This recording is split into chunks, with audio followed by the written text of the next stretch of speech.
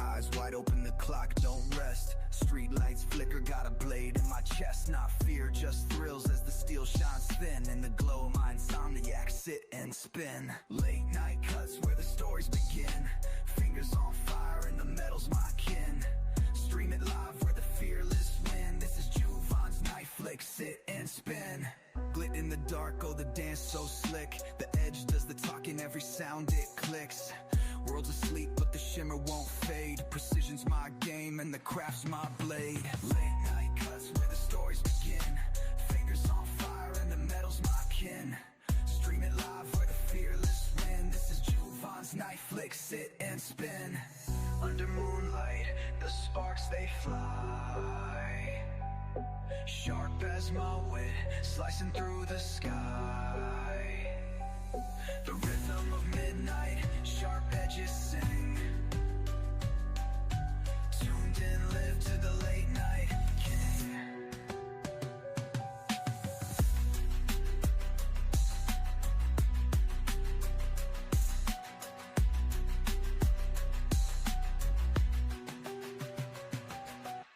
Drip of the blade, it's a beauty so raw. The curve, the balance leaves the world in awe. Restless minds find their solace in steel. Crafting a story no day could reveal. Late night cuts where the stories begin. Fingers on fire and the metal's my kin. Stream it live where the fearless win. This is Juvan's night flick, sit and spin.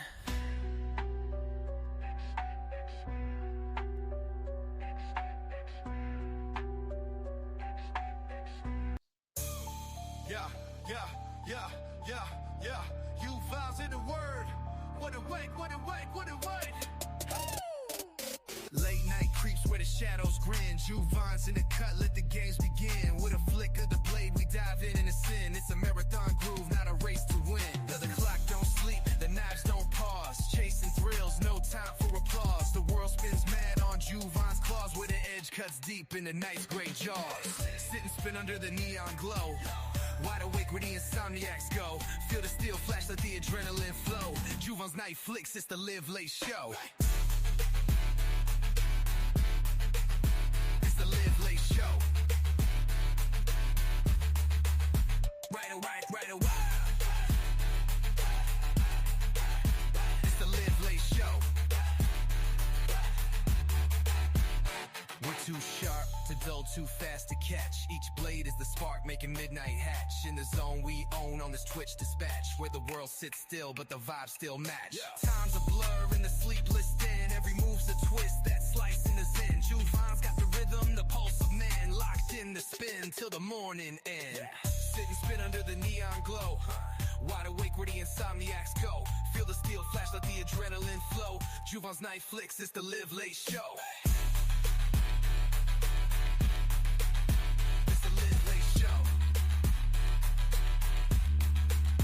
With a wake, with a ride. It's the live late show. It's the live late show. The Insomniac sitting spins now on the air for all the night freaks who can't sleep. I'm the Insomniac Juvan, and today we're gonna take a look at some of my flicks. So you're getting where you're fitting. Sit down, shut up, and listen. Don't forget to like, comment, and subscribe. And don't forget to flick it. Welcome to the Insomniac Sit and Spin. The Insomniac. Play. Late night, patty whack, give a dog a bone. Grab a snack, sit right back and never be alone. It's time for Insomniac Sit and Spin. A knife live stream and a gathering of friends. Insomniac Sit and Spin is about to start, so come on in and do your part. Juvan's Night Flicks is the channel you seek for new knife reviews and a show every week. Fight.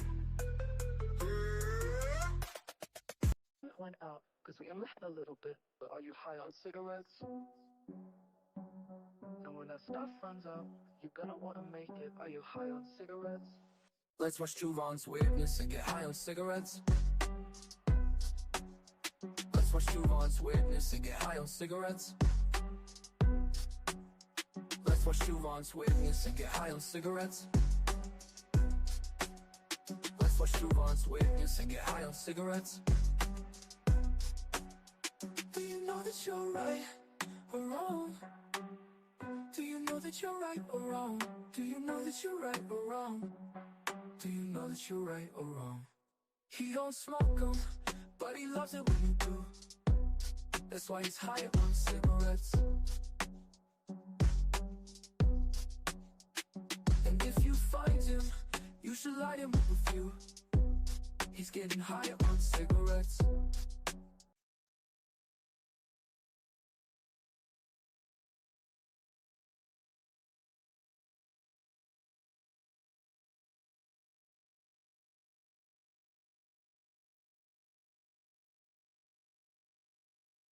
Now this is the fear snake, the most venomous snake in the world. One bite from him and it's all over. Yo! Oh, no worries, mate. Luckily, we've had the anti-venom sent from America via FedEx. In my line of work, if you're not absolutely sure, you're absolutely dead. Oh, crikey. It appears we've used a different courier who hasn't arrived yet. It's okay because...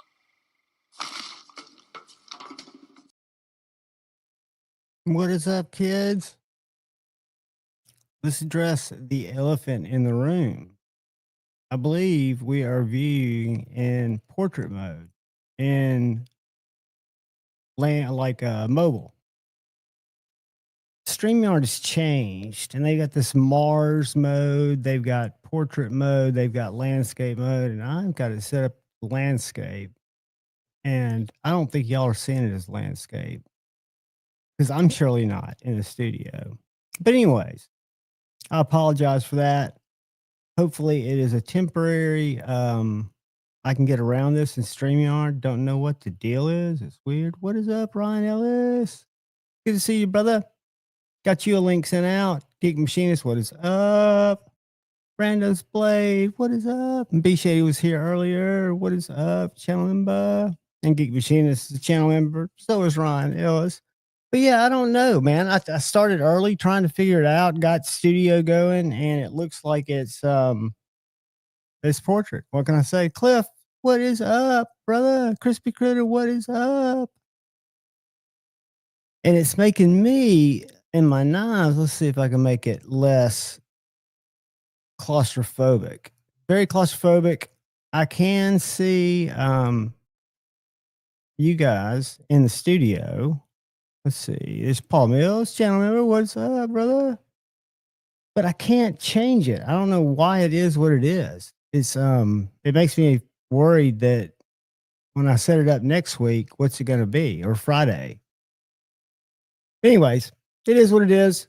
Y'all look out for lit people come in if they come in and be clowny, if they do things that are, religious, anti-Semitic, whatever, we don't want any racist, anything like that. Feel free to ban them. Y'all are all very eligible, been powered with a wrench. So you guys just moderate as you see fit, but let people cut up. They'll come in, they'll make comments. If they do, I don't know how this is being broadcast.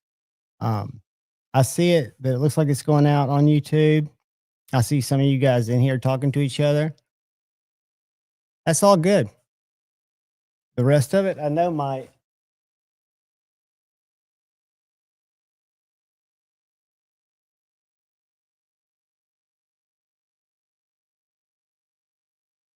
Jason Brown light wasn't on. So I got that fixed. But yeah, everybody, I'm glad to see you. Vic Ranger, what is up, brother? Welcome in, welcome in. Always good to see brother Paul Mills, channel member, Chris229, channel member. What is up, buddy? Let's see what happens. Okay, so it's putting you up on top. See, I'm not used to anything that I'm seeing in studio. I would show you, but it would look like a bunch of mirrors. It'd make you nauseous. Apologize for it. It is annoying here. I don't know what other views I've got. Let me look at the layout. So that's as good as it's going to get. Brother Kyle will hopefully join us here in a little while to spread some knowledge. And then Ryan and Shane. I know Ryan's on a big project. I don't know if he's got anything that he's going to jump in. I don't blame him if he's just chilling, listening. But yeah, we've got. Look at. I can attest. If you don't engage with the trolls, they'll leave. If you engage, they'll win. Hey, now you got to let them be. I think it's. I love the way Stevie plays the trolls in the honey bucket. But I don't have new knives really to show. What I do have is new information. So I did a video, an unboxing on this. Not a ton of people watched it, which is fine. But this is the new Model 3 from American Blade Works. It is an automatic made by Michael Martin, not made by anybody else and sent back to Michael Martin. This is his auto, the Model 3. It is going to drop, I found out, Friday at 8 p.m. Eastern time, which is going to be an hour and 15 minutes before Friday Night Flicks. I doubt there will be any left by the time Friday Night Flicks starts. So that's why I want to tell you guys now. These are going to drop at 8 p.m. Eastern time, I believe, on Friday. They are $300. That's right. They are only $300 for aluminum, titanium clip, titanium backspacer, MagnaCut, super thin, slicey, sheep's foot, I guess you'd call it. I call it a reverse Tonto. Made in the USA. Beautiful automatic. I didn't know how much it was going to cost. I'm going to put out, because I haven't had enough time with it to put out a full review per se, but I'm going to put out a kind of an overview of it on Friday, talk about the time that it's going to drop, because I know a lot of people are going to want to grab one. And it's a great knife. The Model 1 B7 is an awesome knife as well. I think these aren't in stock on his site. Not 100% sure. We'll look in a second. I'm curious how sharing screen will be on this, but we'll do it. But the Model 3, the autos are going to drop 8 p.m.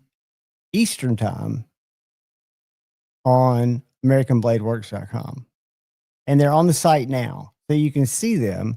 You can see a knife like this, 300 bones. I think it's a great value. I think it's an awesome knife, super slicey. Let me cut with it.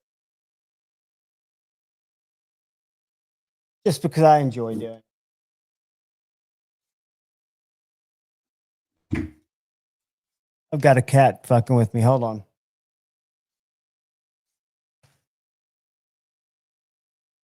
Easy trigger. Sorry about that. I've got Puck asleep right behind.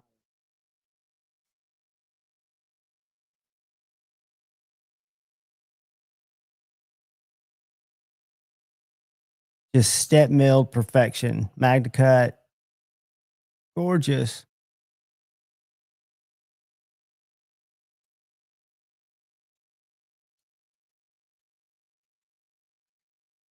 So that's cool.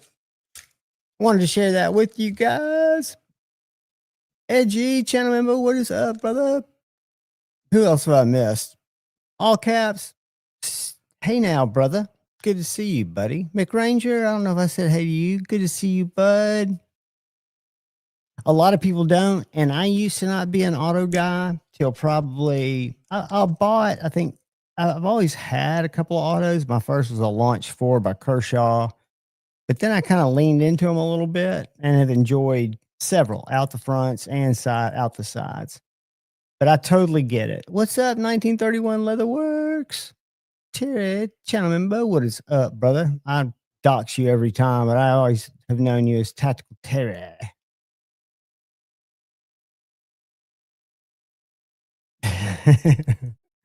Shane throwing out warning shots there. Shane wouldn't ban you unless you're doing something terrible. I don't think it'll change anything. I think I mean, it's not showing as, it's not, the stream wasn't set up as a portrait stream. My landscaping thumbnail is normal. So I don't know what the fuck's going on. I'm actually getting used to looking at myself because it looks more landscape here. But when I look there in Microsoft or YouTube, it looks like I'm tall and skinny. I don't know. I don't get it. Y'all tell me how y'all are seeing it. Mrs. Kathleen, did I just see you? Did I just pass you? Boom, boom, boom. What is up, young lady? I cannot stay dealing with a few crises, but I want to say hi. Y'all press like. Have a great night. Hey, sweetheart, we are all sending you positivity, rainbows, and hugs and prayers. Hope you receive them, young lady. Have a great night, girl.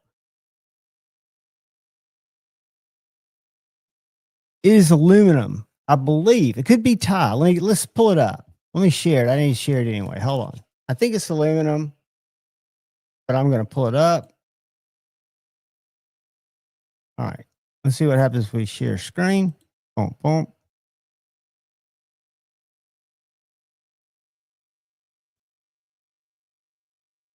All right, I'm going to read it to you because I know y'all can't see that. So as I go down to the model 299, it says sold out. That's normal because it hadn't dropped yet. Magnacut steel 3D milling to the latest stonewash pivot. Scales are made from 6061 T6 aluminum and have been hard coated anodized, which could be the difference that makes them feel very, very different. They feel very organic to me. It says the scales are made from 6061 T6 aluminum and have been hard coated anodized. So hard coated before they were anodized, I'm guessing. The pivot screw and push button have been made from hardened 416 stainless. The back spacer is also stainless. The titanium pocket clip. So the clip is titanium. The back spacer, which includes the lanyard, are stainless. And then the blade has been heat treated to HRC 64 and cryogenically tempered. Blade has a stonewash finish. Blah, blah, blah, blah. 3D milling. Yeah, it's a banger. And it's going to drop. Doesn't say on the site, but it's 8:15 or 8 o'clock Eastern. I have a feeling they'll be gone by then. I do not know how many. Mine's number 5, or excuse me, like 45. So I don't know how many were made. I don't know how many are going to be in the drop. Lefty did a video on it today. He may have a little more. Let me look at I can't look at yeah, I can. I don't know if he told me how many were dropping. Let me pull up Instagram real quick. I apologize if y'all are seeing weird portrait stuff and you're not used to it, but that's just part of it. Go to messages. Let's go down to make sure I'm getting the right. All right. 8 p.m. Eastern time is the drop. And that is really the only feedback I got. So nothing else. I have nothing new to share, but it is aluminum. The back spacer is stainless. That's stainless, not titanium. That's titanium, like I thought. And I could have checked with the magnet. Lefty's video, I think he was going to break out a magnet. So his came out today. Check it out. His video. I'm sure he went through it. I don't know what his verdict's going to be, but my verdict is unless something breaks on it, which I'm sure Michael would fix, this knife's awesome. I love the fact that it's got a very strong, steady spring, but it does not kick, in my opinion, as hard as a Protec And I think that's good because it makes it no slower to deploy. It just doesn't have that kick. So it's going to be less likely to, to be dropped, even for somebody who maybe is not a automatic person. They're opening it for the first time. Very cool knife. So stainless on the back spacer, titanium on the clip, aluminum on the scales, and they're coated, then anodized. Black. I like it. What is up, Robert Jones, channel member? I see you there. I see you there, my friend. Let me get some background music on. I'm going to have to stare at this tiny, narrow screen. I'm going to play some background music real quiet. Let's go down to 8. 8 should be nice enough. Let me see if I can find it. I don't want to play. There it is. All right. That should change the vibe altogether, at least for me. It should, hopefully. The new Lander 4. Is that the folder or is that the fixie? I think everything NAF has done, including their storage solutions, have been high quality, well thought out, and they're not. I'm glad you like it, buddy. What is up, Ed? Good to see you, brother. Spammer's going to get the hammer. They're going to be leaking. I got a video that was going to come out tomorrow on a 9-inch Italian Selecto. Will now come out Thursday. I want to make that video Friday, so I moved my Model 1 video up till tomorrow. But I've found that, because what I did is I wanted to say my thumbnail and my idea going into the video is, why are they so scary? So I researched it. I got on Google and I found out, when was the stiletto? I just basically dug into some of the different history of it. And it started back in the 15th century. But even the, like if I go, what does stiletto mean? Is a stiletto knife. And what does it mean? The translation is purpose driven, right? What does it mean? Sorry, guys. Trying to do too many things at once. But we always ask each other, what is the purpose of the knife? What are you going to use it for? And I think a stiletto, the purpose back in the day when it started out, it's, they say, originally designed as a thrusting weapon in the 15th century in Italy. I think the word stiletto translates into a specialized dagger with a long, slender blade and a needle-like point, primarily intended as a thrusting, stabbing weapon. So most people collect them now, right? They're not using them to go thrust into people. We've got other means to do bad things if we want to go do bad things, which is not the point of it. It's just a neat collector's piece, right?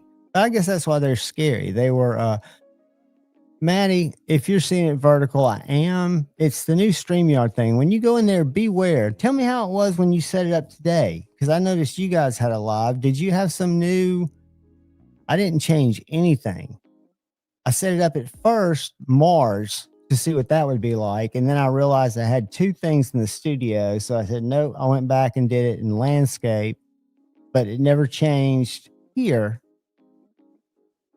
And I've seen other people stress with it, but yeah, I'm in a portrait where you had both vertical and horizontal. Hey, Matt Maurer. So did you have it going in your studio? How did you do that? That would be way too much for me. I want it to go back to just be, I don't want portrait. It's harder to show stuff. There's not as much landscape for me to see. StreamYard let us do it. Yeah, I know you can do it because it sets up two streams. But like in the studio, weren't you looking at two streams? Like, weren't you looking at everything you were trying to do twice? Because in my StreamYard, it definitely was. And maybe my StreamYard just needs to be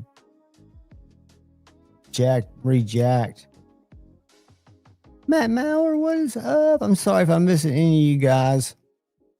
I'm looking at a back end that I've never looked at before.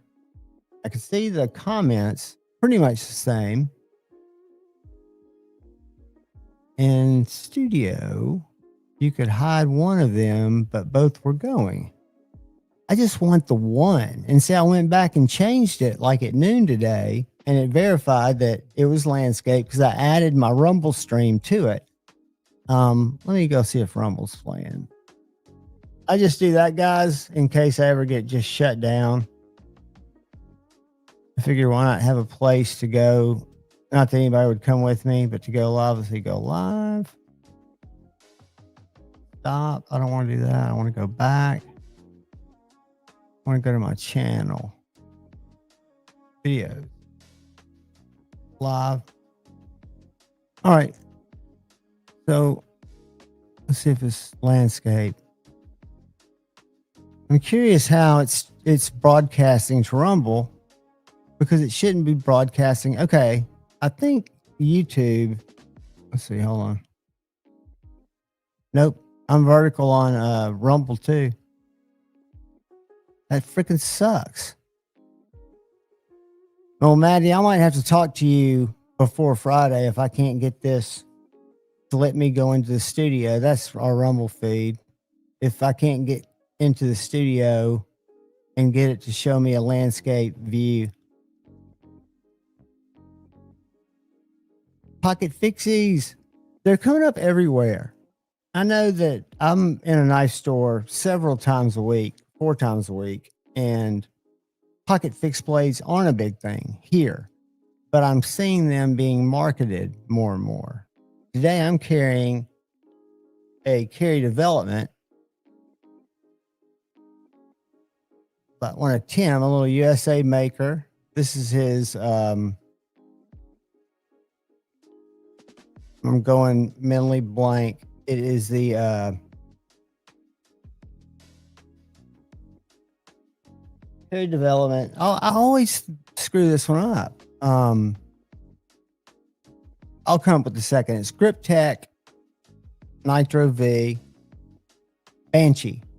It's a Banshee, and a lot of people say it's too small for him. He makes the Banshee XL. He makes more Banshee XLs than he makes this small Banshee. I happened to pick this up at Blade Show.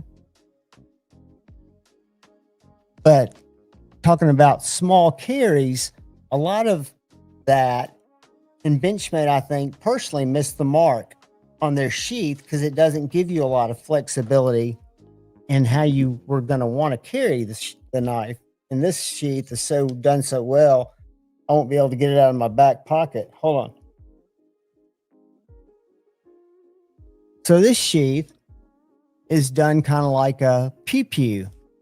In my opinion, it reminds me of a Freedom Pill dispenser sheath, but it's great because it's flat on one side. It's a pancake sheath, which means it's 2 pieces of Kydex that sit on top of each other. It's felt lined. Got really good retention.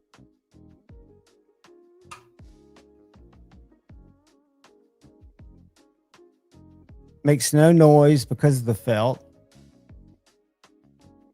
And mounts really deep in your pocket. So a lot of the success, in my opinion, of a pocket dropper, small fixed blade is how you can carry it. Make it flexible. This one's not very flexible, but this is marketed as a pocket dropper. This one was challenging. This Kaiser was challenging to find a clip that would fit on it. I could put straps on it, which are fine. I just think add more rivets, make your knives more flexible for people not knowing how they're going to necessarily carry them, right? So I think the Benchmade Decay, I can't pronounce that knife, the little triangular Magna Cut, they've got the best sheath because it's got the Kydex throat and then a leather sheath where the blade itself is not going to come into contact with Kydex. But it doesn't have any rivets. It's set up to carry it scout. If you wanted to carry it like a dangler, if you wanted to carry it in your pocket, if you wanted to carry it another way, you really can. I talked to a guy via Instagram who got one, really excited, and he found a company, and it wasn't Artemis, but he found a Kydex company to make him the sheath, or they've got a sheath for it. So he's getting a full Kydex sheath just so he can carry it the way he wants to carry it. But small fixies are, to me, they're all the rage. I carry one every day. I don't carry a slip joint every day anymore. I used to, but I carry a small fixie or a fixie, and I will carry a folder every day.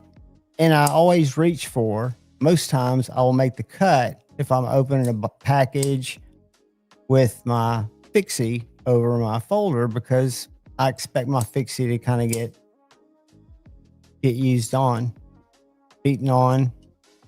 Just a Javon thing. I'm sure that'll change. Geek Machinist channel member, what's up? Brando's Blade. I don't know if I said hello. Guys, I apologize for tonight's stream. Could be much wackier than normal. Again, because I'm having a hard time dealing with the thin ass view that I've got. Knowing that you guys are seeing it in portrait kind of sucks too. If you're on a phone, I guess it's good. I'm a landscape and go guy.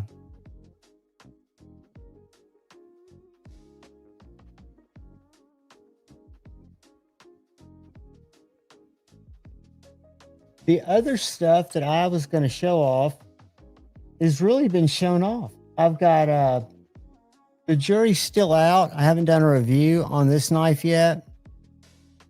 It's the Rook, the Kaiser knife, but it's it's been designed by another guy. I can't tell if I like it or not.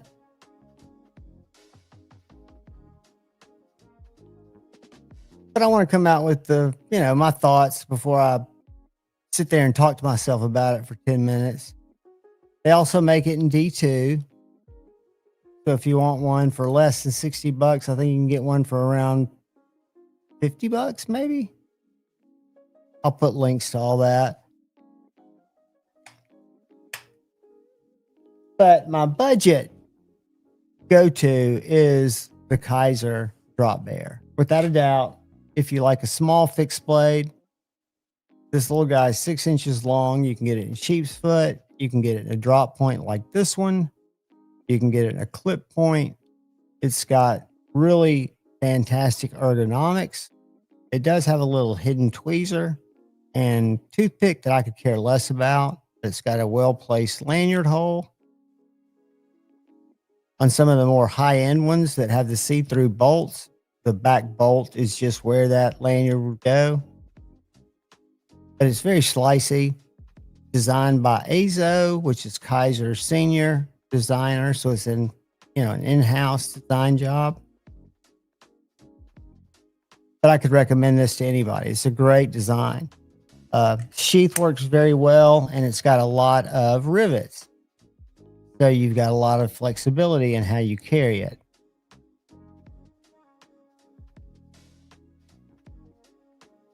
Just my 2 cents on fixies.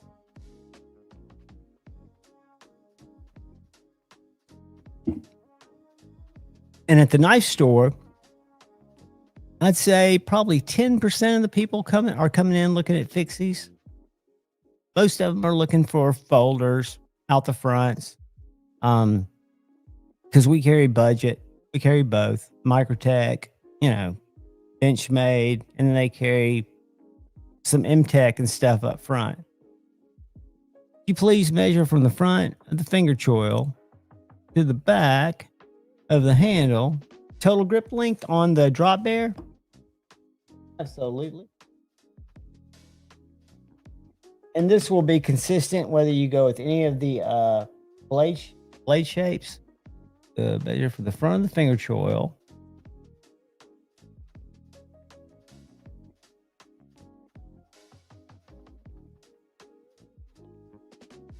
That's roughly 3.5 inches from right here to right here is 3.5 inches.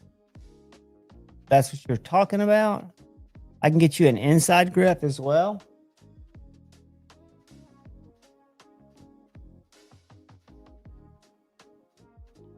So it's 3 inches if you keep it inside.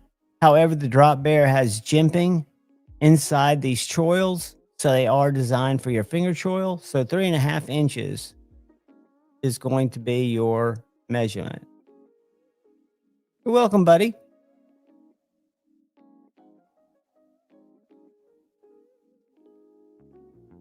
I'm a big fan. I've got it in my case because I didn't carry it today, but I've been carrying the sheep's foot and cutting a lot with it in S45. That's another thing I like about Kaiser is they offer their knives in a lot of different trim levels, or blade steels and materials. This one's titanium. This is an original 2 in titanium and S45. I've got one in 14C in aluminum that cuts every bit as well. It's a drop point, not a tanto. And then they make a D2 one that's already been given away. It's a flat grind instead of a hollow grind. So that's one thing that changed. And it's got G10 scales instead of aluminum or titanium. So they offer all their models in various price points, which I think is good. And the Fulka is kind of a new design, but when I reviewed it, I figured and learned that the Seagull, which is up for budget knife of the year, has the exact same body as the Fulka, and they're internal designed knives. Very cool. Different locking mechanism. The Seagull's a liner lock with a much different blade. The Fulka is a clip point with the clutch lock. But both of these offer that new Norplex Ultra X micarta, as they call it. And I'm assuming Norplex is the place that makes it. It's very, very fine micarta for about $70. This one's in AEB yellow.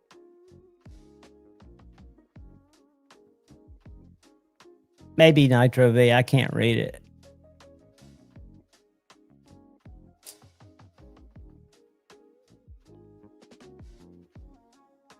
LT Clip would be clutch on leather. It absolutely would. Or just give us a choice, Like, here's a leather sheath that gave a couple of choices. Just a basic pocket dropper.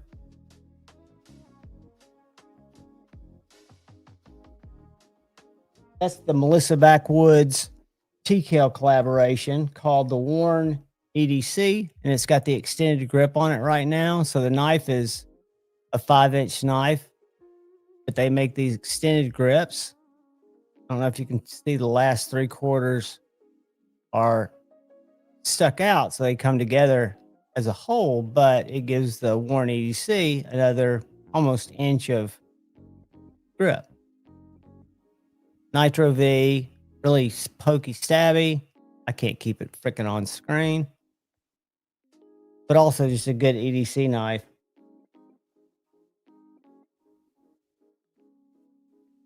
And then when you talk about little knives that carry big, the Kaiser Shrike. Love it or hate it on the design, but it's got jimping right here. And if you look at it next to the Benchmade Mini Bug Out, it's about the same size, but it's got a lot more shorter blade, but a lot more usable grip. Geek Machinist, what did he share? Let me pull it up. Oh, bear with my slow ass. All right, what we got? What we got? What we got? Very nice. Looks like a Bradford sheath made by Geek Machine EDC. Or he got that in. Let's look at it. Hold on. There it is. Boom.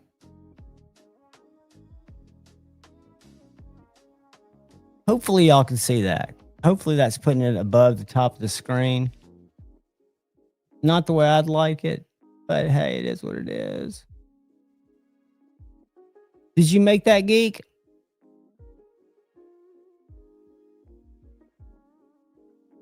A lot of you guys make excellent gear.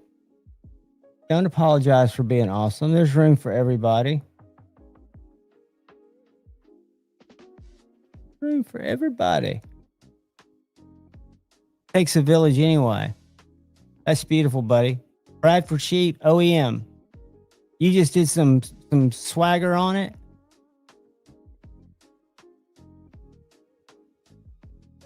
Nice.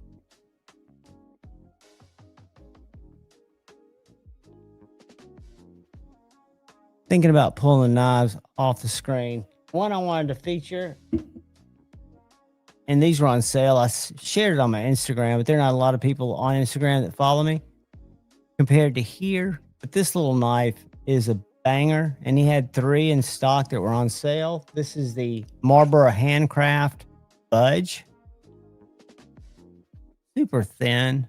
Hey, don't do it, Puck. I've got a cat just staring at me out of the darkness. It's terrifying. Not that he's going to jump on me, but just that he could tear up so much shit trying to get to where he eats. I apologize, guys. But that's a beautiful knife. Let me pull up Marlboro Handcraft and see if he's still got those in stock.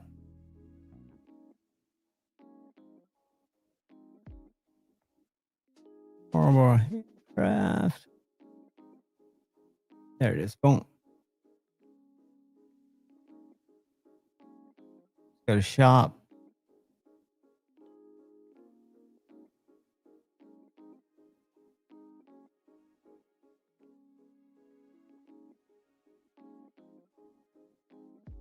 I need to go back to Instagram because I think there was a code.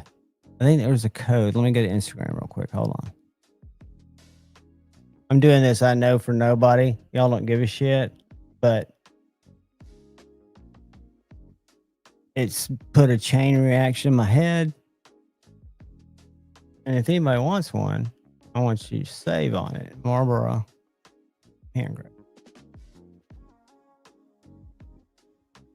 So the code, the secret word is fall 20. So there's 20% off store wide on anything that's in stock at Marlboro Handcraft. So that's the Budge. Looks like he's got a black Budge. Some Giraches, which are little tiny guys, but that's sold out. I'll drop the link and y'all can go look. Fall. What was the secret word is fall 20. So the 20 is for the 20%. The fall is for it's fall, y'all. Y'all check that shit out. I don't know how long he's run that promotion. I'm sure you just drop it and check out. Good old drill. Hey, if you got a good drill press, that's really all you need. Or a good drill. You don't even need a press. I did a lot with Joe Isabella's coaching or his inspiration with just a little $20 Dremel and a sanding barrel.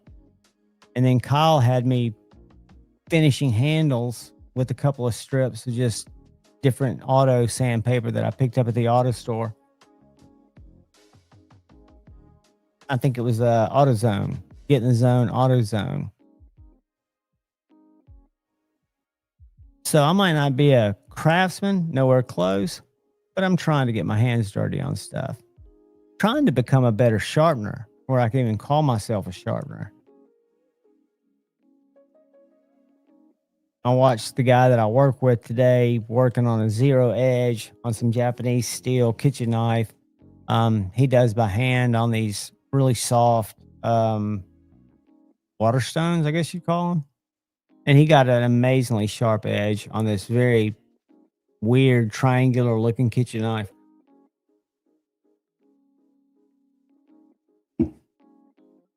It was wrapped. It wasn't a what I consider a kitchen knife, which is flexy and thin. This one was kind of like a wedge that came down to a very thin apex,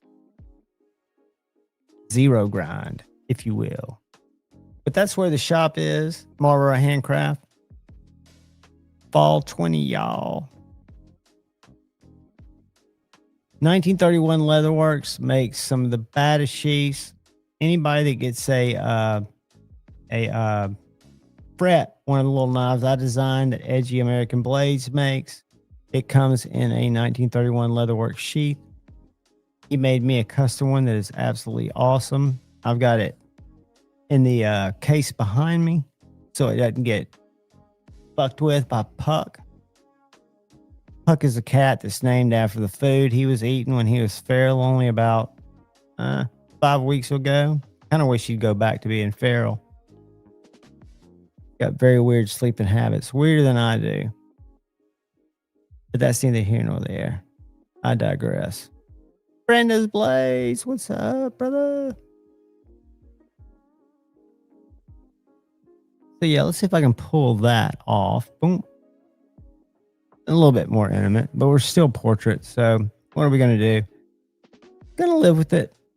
Gonna chat about it. What did everybody carry today? What did anybody get in new today? Has it been a new knife day for anybody, or a new knife week? Something they want to share, talk about, get stoked about. For me, it was Saturday was my new knife day, where I got to preview the Model 3, which drops Friday at 7 p.m. our time, 8 p.m. Eastern time. 300 bones, or $299 is what American Blade Works is going to be selling that for. I think it's a great value. MagnaCut 64 HRC. All the details are on the site. I need to drop the site in the chat. Blade Works. Boom, boom.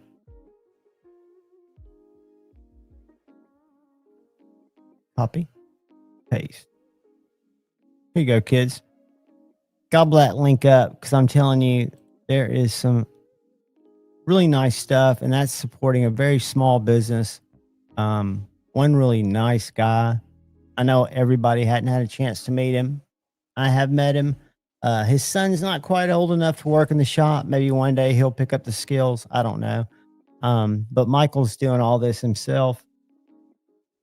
And the Model 1 V7, the first one I really got into experience, video will be out on it tomorrow, is a great knife. $249 for that one, which is a manual, and then $299 for the automatic. What's up, Baptism?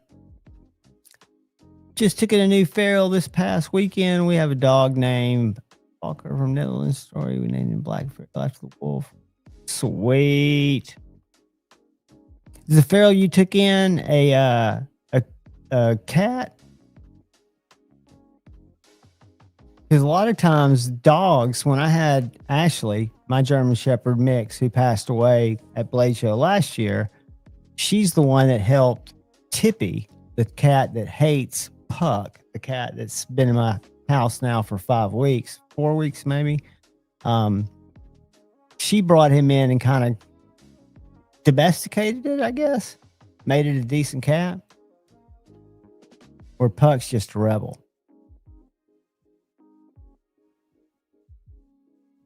That's sweet. A chill feral is a rare thing, and feral cats are so appreciative to be around. They're grateful.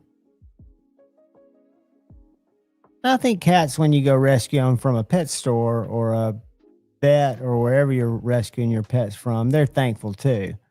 It's just when they show up for me, it's kind of like they chose me. It's kind of like I don't know what I would do. I would have to not have fed Puck for him not to come around, and then I would have felt like shit. Maybe they know that. They can size me up for that bullshit.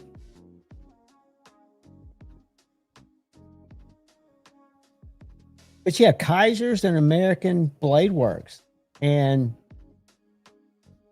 edgy American blades are the knives that are on my mind. This is a good example though. Y'all tell me. This is the Seagull by Kaiser. This is the Folka. Look at these grips.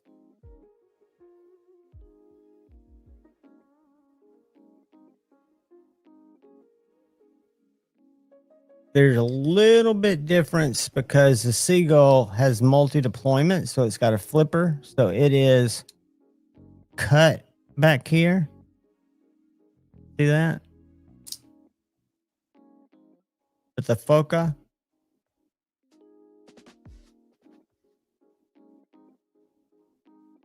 they're a perfect match. I'm telling you, which is a good thing because they're very ergonomical and they're very different knives, very different blade shapes, very different use cases, but still utilizing a very ergonomical handle. So I can appreciate that. Kaiser's doing cool shit. Concept's doing cool shit, in my opinion. A lot of them are doing cool shit.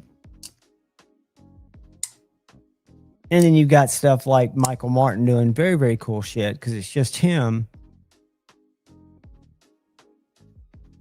I spent most of the day volunteering at the shelter. Dude, that's awesome. That is awesome.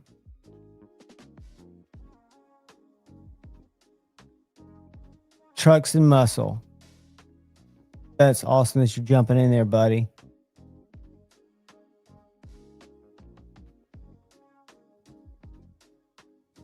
Bob just says that Holt has the books open on the basic Morpheus right now. Might have to grab one. What is the book time on that from Holt? I remember the haptic used to be a big thing and still is. It's just a knife that I never, because it was a flipper knife, I was never that captivated by. But I'm curious. Very curious. Bob Tism. Paul Mill says just buy his. He's got one. 4 to 6 weeks. Said Stevie. This Stevie don't care nothing about the hug. He knows what he's about. I love you, Stevie. Here you go, brother. Where is it? I can't even see on this damn tiny ass screen. Where is my nannerpuss?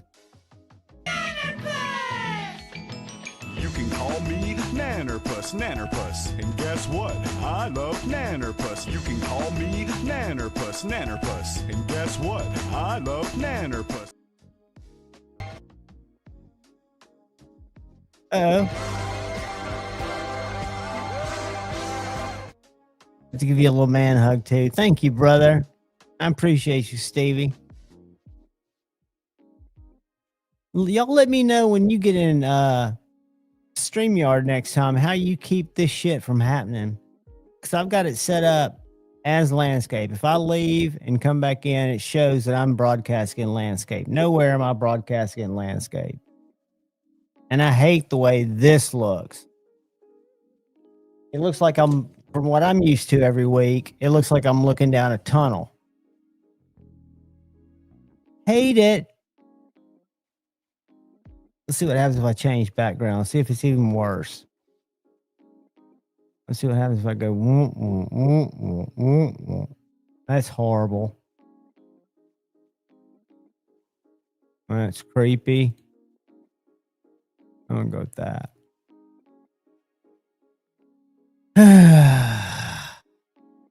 Edgy. I ain't saying a word, brother. I ain't saying a word.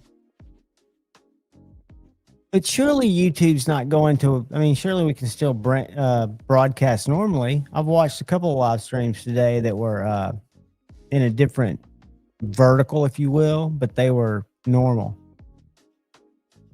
And if I was one of those guys that like to refer to charts, like I'm not going to name him, that would sound shitty. What's up, Brown Sugar? Good to see you, Sugar. I don't know if y'all noticed my little icon up there where it was stressed earlier. I'm going to upgrade that to chilling like a villain. I was stressed because I couldn't get my shit right. So we're gonna go. Boom. Hope it stays that way. Keep it normal. And Edgy, if you and do you want to jump up, or brother Ryan, y'all have a link in the normal place. Stevie, I don't know if you're traveling. I'm gonna drop you a link. And Maddie. There's Edgy. What's up, bud? You kind of got a I know. Hey, I don't want to take over your live, but I got a story I got to tell. I'd much love for you to take over the live. It just happened today, so only a couple of people heard it. So back in July, June or July, I don't remember, I took my grandson to Bass Pro Shop. And of course, you know, he was just amazed. It's his first time. Just to see all the stuff? Yeah. And then we got to the archery department. And man, he was just, his eyes just lit up. Well, they had this little $30 kid's toy compound bow. And he asked me if I'd get him one. And I was like, but you know I would. I said, why don't we do this? Why don't I just buy you a real compound bow for your birthday so you can start practicing with it? All right. So he was all excited. So I get him one. And of course, me being me, I way overdid it. I got him way too much compound bow. God, it's going to be a good story. So I held on to it to his birthday. He finally got it.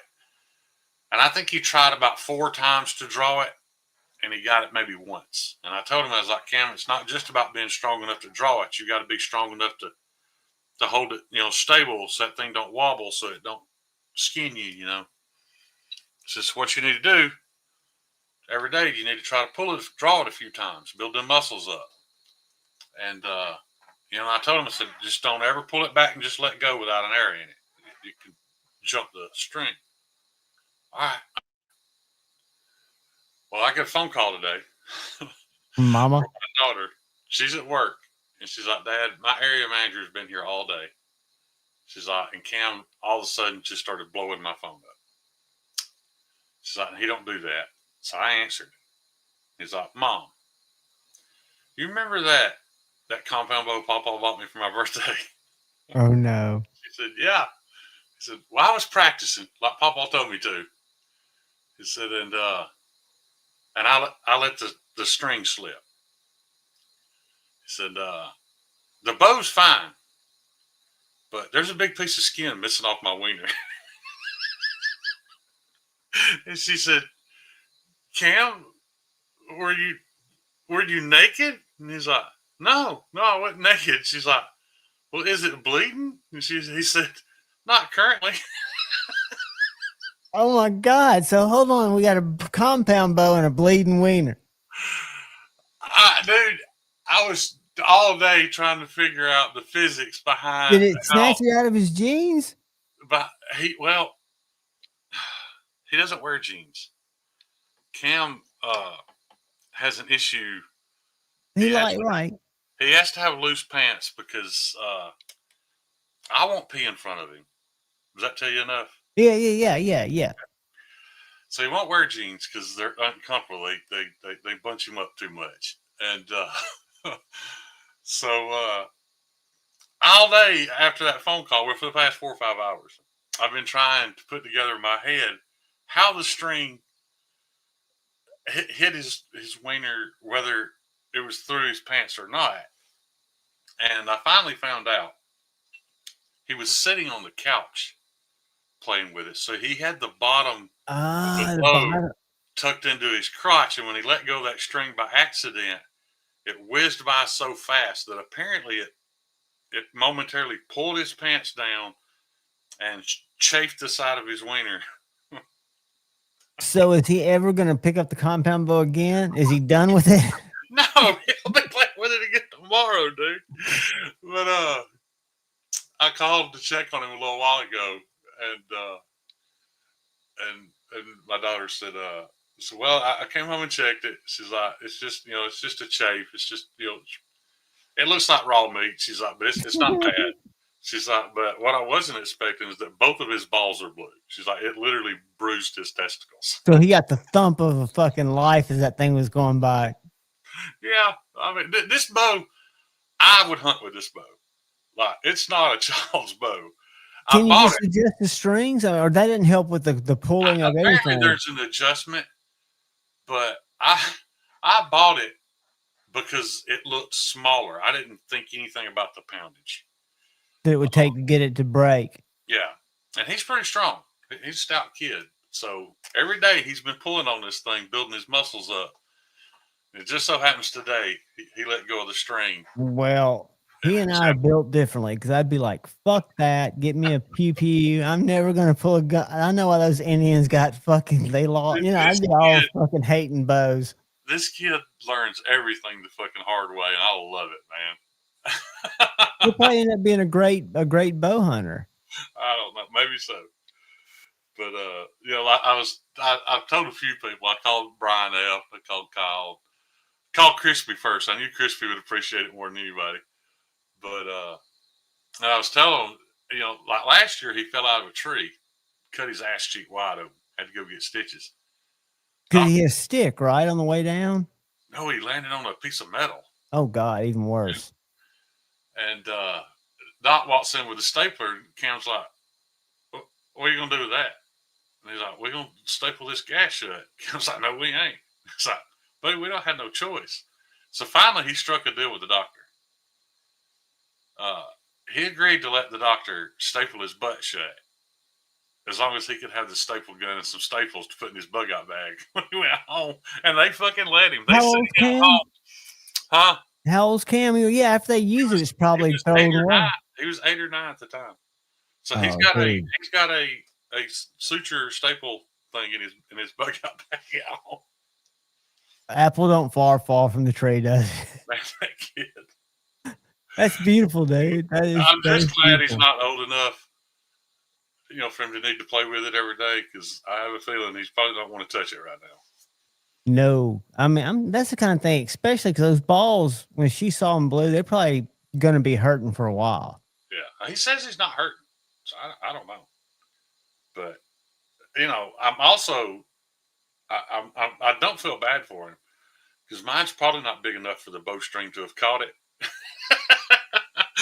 But his you selfish bastard. That's what he gets, man. That's what he gets for having a That's what you get for being blessed. Yeah. Yeah, you're gonna walk around with a big wiener, shit's gonna happen to it. That's all. That's a good life lesson. If it's hanging out there, you're gonna have some problems. You don't want to stick it out there. Right.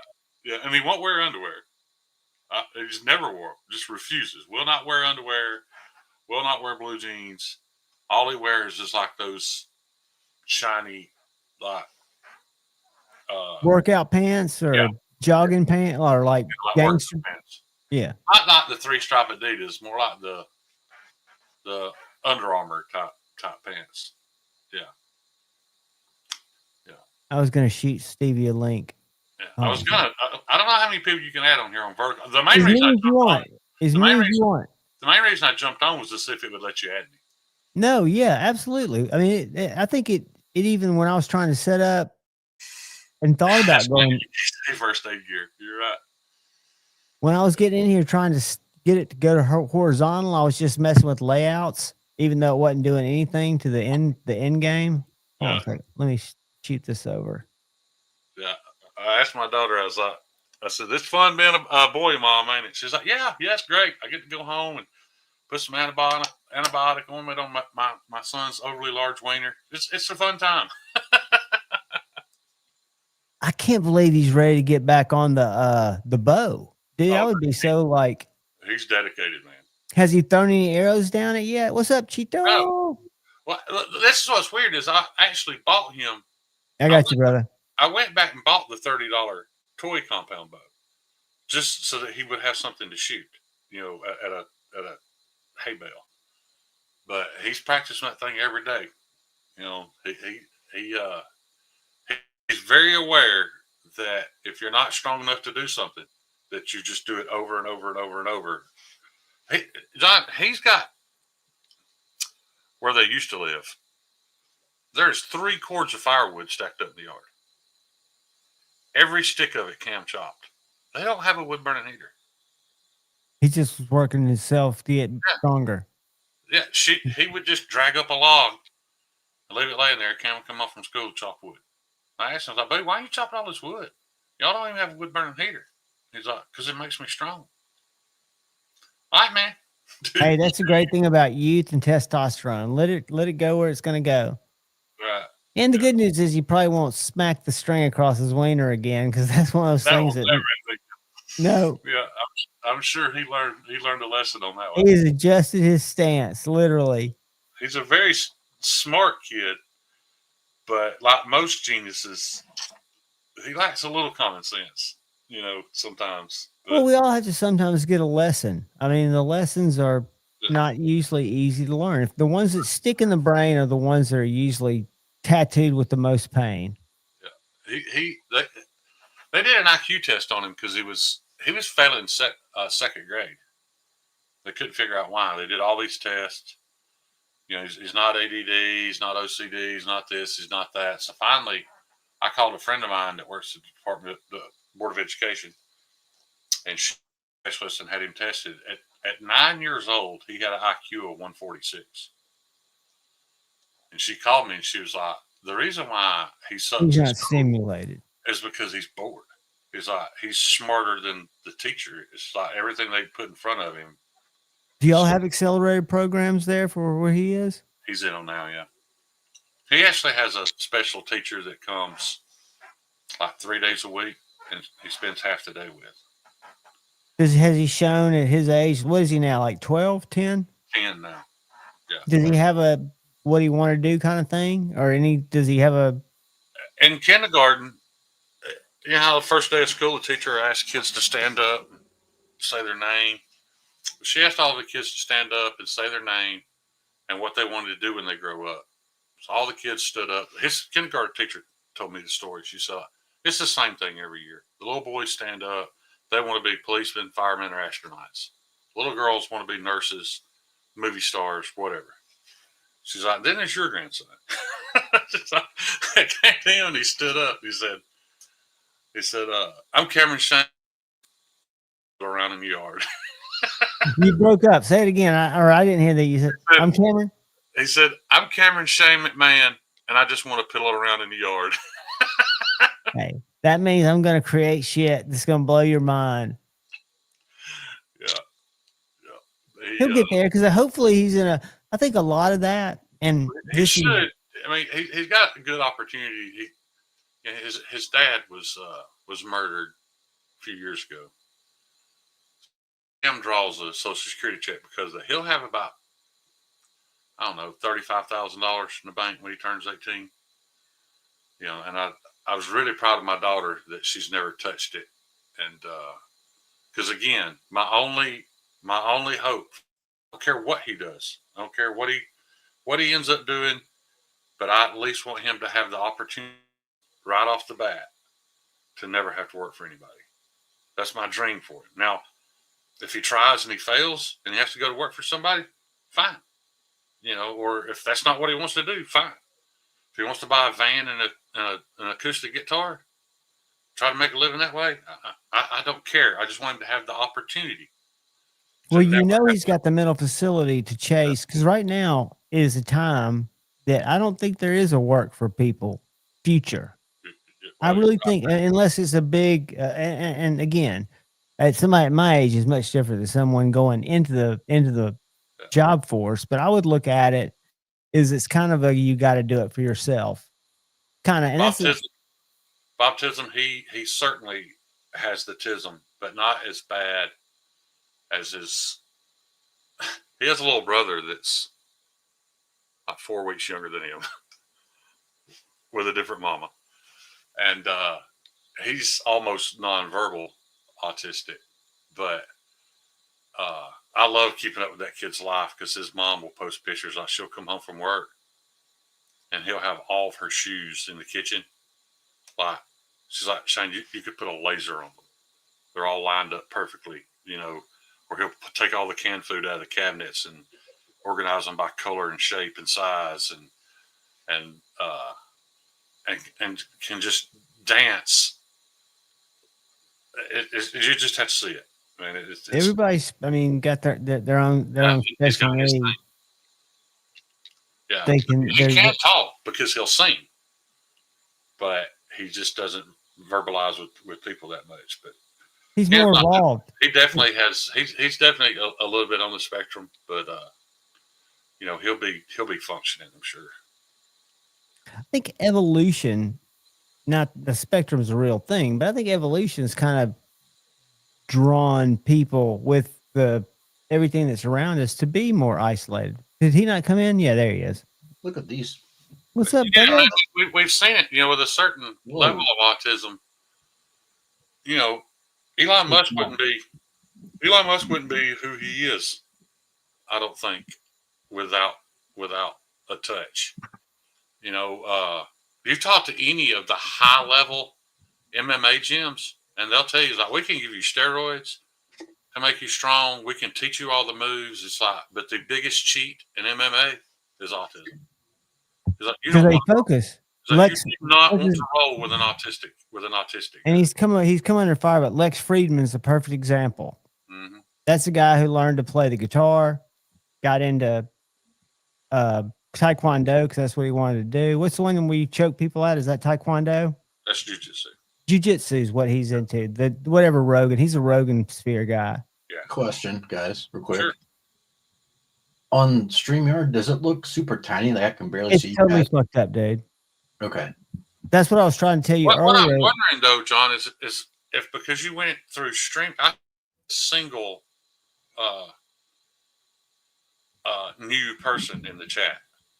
Now, maybe it's because it's the first article, but no, it's Are you seeing increased numbers in the viewership? No. This is the very same. I mean, we're not out in what I think is happening. I think you may be now on my phone. It's vertical, but I'm wondering if it's not sending it to the shorts feed though, because I don't think it is. Well, I just know when I look at the YouTube, it is because I logged on earlier, and as soon as I clicked off of it, it went right back to the video I was playing, so it was acting like a short.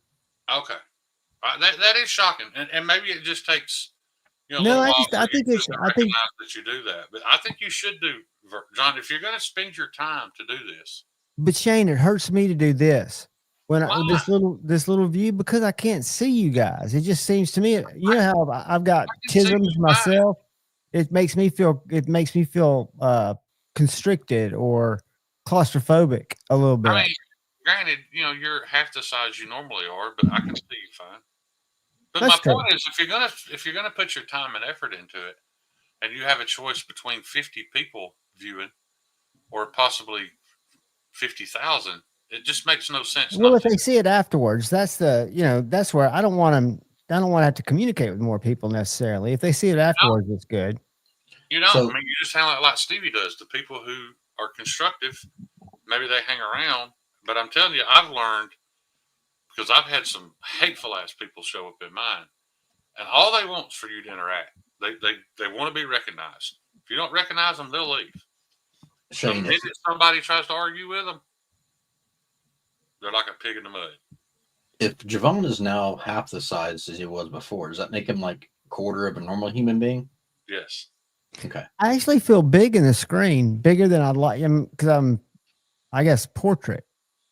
No, Brando, my dumb If ass. I was like showing my nipples, you would see them with no trouble. My dumb ass bought him a Hoyt, which he was not ready for. Oh, do you tell that story? Sorry, go ahead, buddy. No, I was asking, did Shane tell his son story? Yeah, right. Oh my God. Right as you were coming on. Catching the little weenie? Yeah, I laughed so hard. I'm going to say hello to a couple people real quick. Sierra, Jesse, Brando, Todd, Mick, Mills. So I hope I missed somebody else. Baptism, Geek, Cliff. Okay, now I caught up with everybody. Mills, by the way, I sent you a message earlier. Your package was sent out today. Sweet. I got packages going out tomorrow. I put my boot on this morning, and I did a bunch of running around, good bit of walking, and I'm riding around more than running. You don't need to be running. Yeah. But I mean, I was up. I had several errands to run. I walked more than I have been lately, and I'm having no issues so far. So that's a good sign. My squirrel brain jumping back when we talked about the bow incident and me who would never pick up a bow again and him ready to, get on the bow again. Paul and I share videos of little kids riding motorcycles, little kids skateboarding, busting their ass one, after the other and jumping back on. And I know Kyle attests to that. I mean, that's been his childhood life, getting back up and doing it better. I never rode a skateboard. No, but you did it with golf. It's the same thing. I got little short legs and a long, heavy torso, so I don't get on a skateboard. You don't fall well? Geek Machinist, they gave me allopurinol, but I don't have gout. You're a little behind the news. They've been treating me for gout for a month. I had to go to the emergency room the other day because I couldn't sleep the night before. I was in so much pain. And they did a CT scan and found out that my ankle's broken 3 places, which sucks. But at the same time, I'm glad it's something that can heal and be done with it, and I don't have to deal with gout for the rest of my life. Have you seen an X-ray? I was going to ask you that. Or they even show it to you in the room? It's weird. Like they couldn't. I've been X-rayed twice from 3 different angles, and it didn't show up. They couldn't see it, but when they did the CT scan, they could see it. It's like up inside the joint. Thanks, so Rick. Little hard to get to. I just want to make sure I can go back and within Streamlit Yard, and I can get in touch with the people. My problem is I don't get in there until the day of the live. I just don't want it to be something where I'm stuck with this, where I've done something. No, there's nothing wrong with it. The only person sweating is you. No, but if I was going to do it, you're right, Shane. But what you said earlier was true, because I don't think I'm in a short stream. So that means like the algorithm is not pushing me where the shorts are, even though Kyle got the shorts experience when he tried to go to the next one. Unless I'll have to see what the views are afterwards. Maybe it's just because, it's just your first time, you haven't triggered YouTube to put, I don't know, but I mean, I've been getting, I think the last time I went live, I had 6,000 views. I've had as high as 60. But your content, it doesn't it's make what sense people want to see. You're making something, dude. You're creating something that people watch and they go by and they're like, wow, I want to see, what's he making? He's I making know to talk about this, John, but I mean, everybody in here knows that whether you admit it or not, you want to promote what you're doing. Well, sure, but I'm not. A better way to promote what you're doing. Well, what I'm doing is different because I don't really have anything all I'm doing is I don't really have any knives to show. So I'm just communicating with chat, hanging out with you guys. Right. It's not like I've got where you're out making a product and people, when they go by, and I'm just saying why people wouldn't jump in here and stay necessarily. Cause they'd be like, what's he talking about? Yeah. You need to be, if you're making content, you need to be doing. Oh, believe me, I'm a self promoter. I hear you. Maybe. Hey, how about this? Maybe StreamYard when you want to do it. What's that? I don't use StreamYard. That's why I don't use StreamYard. When I've tried to start a live stream through YouTube, it won't find my camera. It's weird. It doesn't make any sense. It keeps saying that it's searching. It's. Again, it could be Kyle's probably thinking it's because you don't have enough patience. You're not waiting. How many loyal viewers do you think Stevie lost when he started the Honey Bucket vertical lives? None. I really think a couple of people bellyache. Oh, I hate verticals. He didn't lose no viewership. Well, and his are fun. What I'm thinking is, in all truth, since I'm working, is I'll probably go back to making Friday night, and I can't do Fridays longer because of the said faction. That's why Tuesdays are fun, because if we ever have anything to talk about, we can go late. Well, let me tell you this, dude. As far as the push that YouTube gives you if you're vertical, it's over after an hour and a half. I've heard everybody say that, and then I've witnessed it. Like, I'll have 180 people. I look up and it's at 180. Then after I break the hour and a half mark, I'm back down to 30 people at a time. It's like they just stop after so long. But there's a sweet spot. typically once I break the hour mark, that's when I start to see the numbers just multiplying.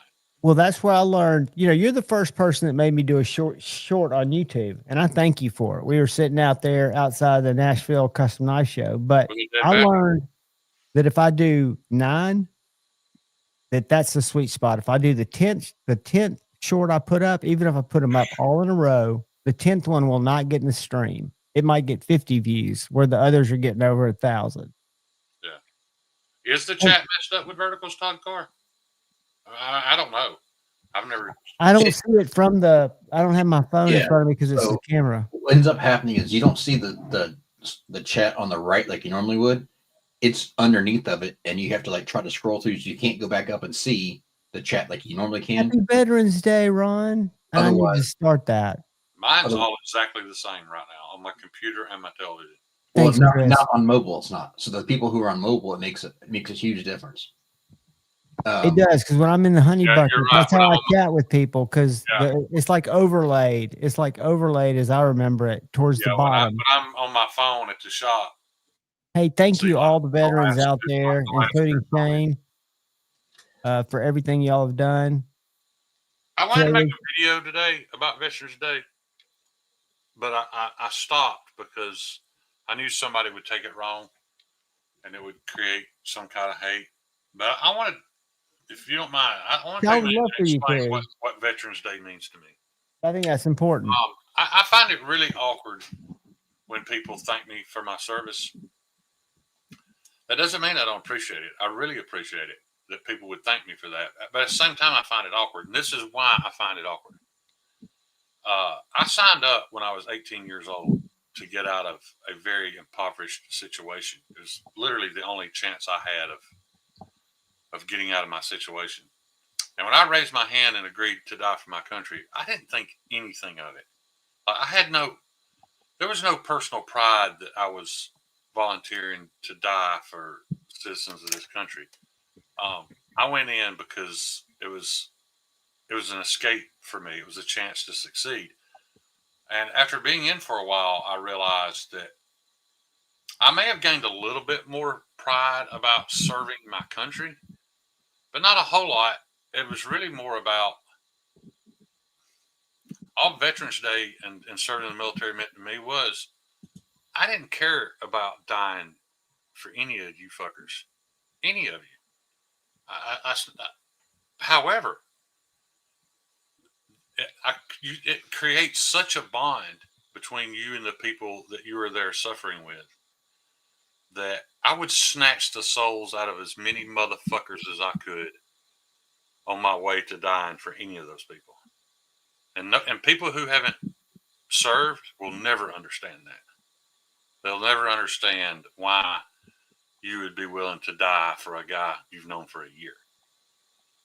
So I just wonder how many more veterans, because a handful I've talked to agreed with me. I just wonder if it may be a majority of veterans are that way.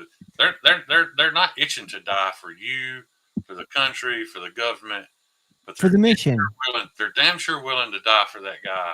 Well, if you think about the chain of command and creating a force, you've got to have that camaraderie, just like the. And you create that camaraderie by gathering a bunch of 18-year-old males together and fucking with them for no good reason. Tell them they can't do this, they can't have that, just to make them miserable enough.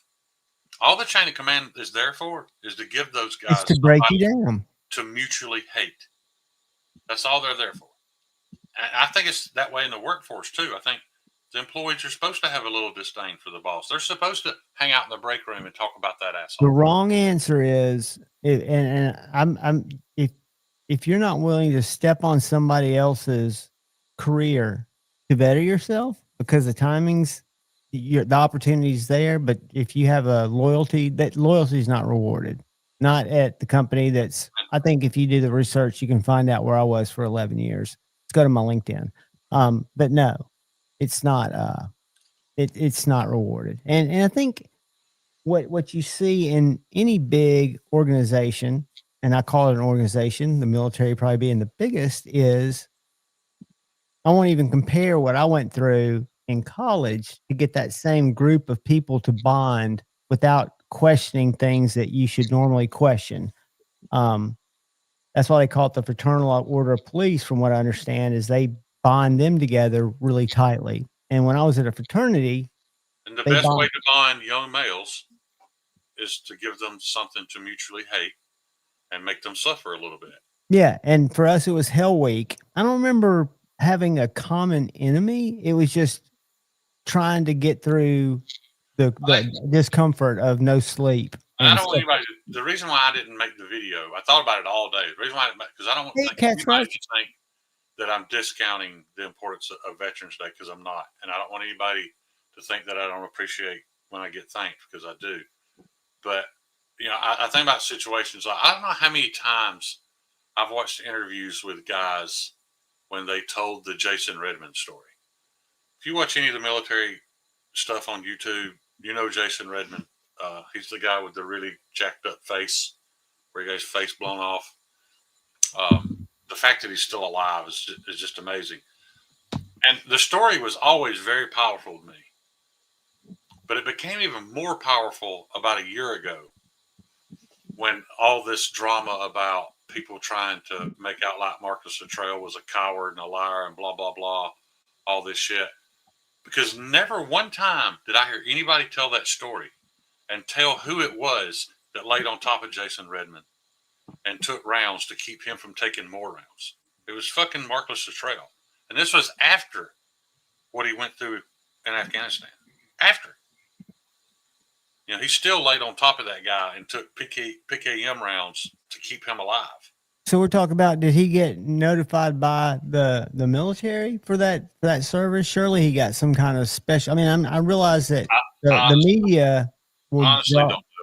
Will But jump it's on weird to me story. that nobody, like, I've heard the story told by everybody in the unit, and nobody ever mentioned that it was Marcus that laid on top of him.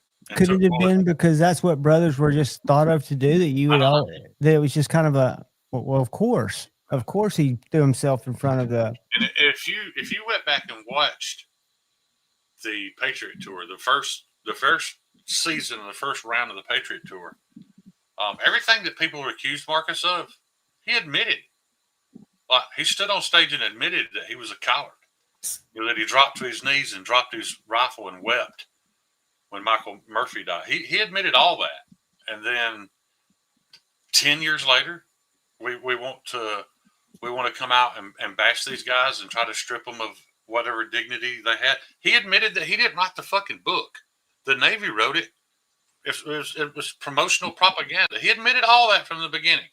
Then all of a sudden, we want to bash all of them for it. And on days like today, I think more and more about it. You know, and I looked at, you know, that this couple of channels that came out and bashed Shrek, and then they got all these views, and then after the fact, when almost everything they said was disproven, other than the fact that he did have a domestic violence case. There's no mention of whether he beat her up or anything, but cops came, there was a domestic violence case, he lost some rank because of it. What the fuck ever. I don't care about any of that. But the 200 pages that Valhalla said that he had, they don't fucking exist. You can do the FOIA request yourself. They don't fucking exist. And it just makes me sick that all these veterans, simply for clicks and ad revenue, are now tearing each other apart online and trying to make everybody out to look like a liar. Because this is my opinion on it. If you weren't there, if you weren't standing there taking rounds, because you don't know what happened. But Shane, and even if you were there, dude, I was in situations. I've got 4 buddies right now that I wouldn't, but I could get on camera to talk about situations we were in. And if we told the stories individually, 6 feet of one another, all 4 of our stories would differ. Because we all saw a different thing. We all felt a different thing. You're experiencing it through your personal lives. Absolutely. It was a different experience but for I all think, of us. Shane, most of the guys, because you can see it with lawyers online and other people, there are a few people that gravitate towards that online space because they want to build themselves up, right?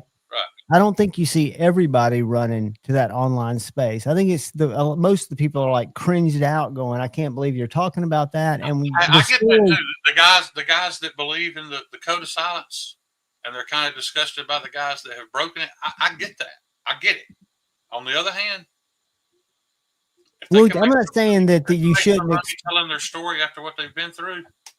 But I'm just saying that once they get into that video YouTube space or whatever, they're looking for, like you say, clicks. How much does the story suffer, or the validity of the truth of the story suffer for the sensationalism of the end result? Right. And I'm sure it varies from whoever your top creator is. Website right now, and it shows John Shrek McPhee as a master sergeant. That he retired as a master sergeant. That's on his official paperwork. He retired as a master sergeant. Yet Valhalla VFT come out and said he wasn't an E9, he was an E8. Well, then why the fuck why would the government still have on record that he retired as a master sergeant? None of it makes any sense, is my point.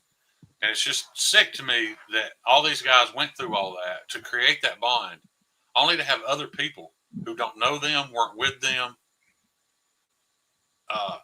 for some clicks and some ad revenue, try to tear their brother down, even if they didn't serve together. Let me tell y'all a secret. Everybody embellishes stories a little bit. It's there are people in this chat right now that think I go around this town licking every stripper's asshole that I can get a hold of. It's not true. It's funny, so I joke about it, but it's not true. Does that make me a liar? Every other. Does that make me a liar? Maybe. I guess. If it's for the sake of humor, whatever. That's that's just embellishment of a story. I don't think people that know you, or even people that don't, think you're licking that many asses. But there are limitations. Do I get a kick out of people thinking that? Sure, I do. So I just let it roll. Have I done it? The universe provides. I agree, but the universe ain't gonna provide that much for Shane. I just don't. I don't know, man. Just the longer I experience all this, the more damaging I think this box is. Because I don't disagree with that at all. Yeah, and as far as questioning the character of some of these guys, I've said it. I've seen guys online talk about what a fucking asshole Dakota Meyer is. Let me tell you something. They're right. Dakota Meyer is a fucking prick. But you know what? It takes a prick to do what he did. You want a prick in that situation. As many times as he went back in under gunfire and drugged people out and beat a man's fucking skull in with a rock because he lost his rifle, you had to be a prick to be there to begin with. You got to be a prick and a fucking narcissist to even go to Bud's training. You got to be psychotic to even agree to do it. So what do you expect when these guys get out and people start breaking down? Well, he's not a very good person. Well, of course he's not. He spent his entire life training for a job that involves nothing but taking people's fucking lives. That's it. That's all they do. They're not cooks like, Steven Seagal fucked that all up. They're not chefs and they just go do SEAL shit. Their only job is to blow large chunks out of people. What kind of person do you think they were before they even agreed to do that? Of course, they're going to have some personality quirks. Yeah, I'm not familiar with the story, but I do understand that there's, even if you've got that as a kid, the ideal to want to do that, the job of the military, especially when you're in elite forces, is to make you the most efficient machine to carry out those type of. It takes a fucking psychopath to follow through with it. To suffer like that. To suffer and go through the chance to go to a miserable ass country and miserable ass conditions. And knowing good and well you're going to get shot before it's over with. They've all been shot. It takes a psychopath to agree to do it to begin with. Aligned with some really strong patriotism. I mean, my God, so thankful to have people like that. Again, John, I bet if you set them all down and had an honest conversation with them, they'd tell you the same thing I told you 15 minutes ago. Right, but they're going as much about the patriotism as it was the lust to kill a motherfucker. All right, but they're doing it together. They're being led by a bigger hand that's getting them to use their tactical excellence to to make these amazing, and some that don't always come off successfully, but they do crazy shit because somebody's directing them. They do it in unison. Like the Blue Angels don't run into each other much. Much. I remember, Kyle, I know you've seen it. Have you seen that video, that interview with that British guy talking about the ship that the front fell off? Yes. God damn, that's funny, dude.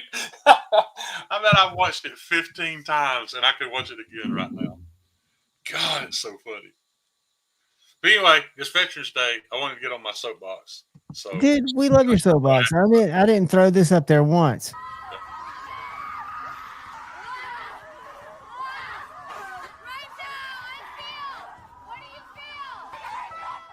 You know, in all honesty, there's days that I kind of feel those bitches. I kind of get it. I do too. I think we should have a camp. You know, unfortunately, we don't. Maybe there is a camp where we can go out and, you know, stab stuff into sticks and scream out and do that. I think we kind of do it in our cars. I have a hard time doing it because half of my car's blown out and people hear me. I know Ryan Ellis does in his car. Oh my God, he's a road rager. Nobody's ever scared me in a vehicle like Ryan Ellis does.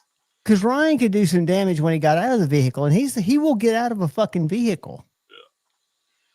Yeah. If everybody survives the crash.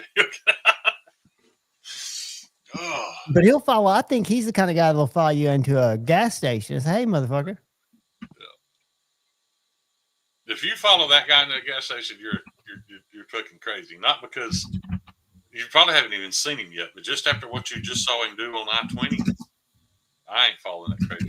No. He's But we jumped 7 lanes and one yank of the wheel at fucking 100 miles an hour.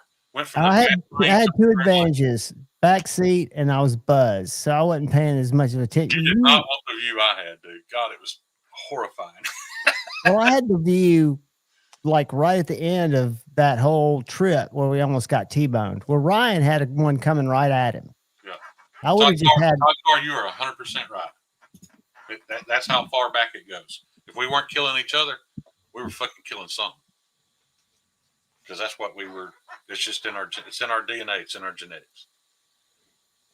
You know, John talks about debate before hate and peace and all this shit all the time. I know for a fact, my situation, if it was justifiable, John Evans is just as down to kill somebody as I am. Oh, sure. He's waiting on his opportunity. To me, it would be therapeutic. Right. But I think, you know, the whole the thought of debate before hate, debate not hate, is to understand each other. You can still not agree, but you don't have to have like personal bail out of a chat because, you know, whatever. And you can bail out of a chat because that's what's an Irish goodbye. That could be healthy to keep from saying something, but to hold, just say it.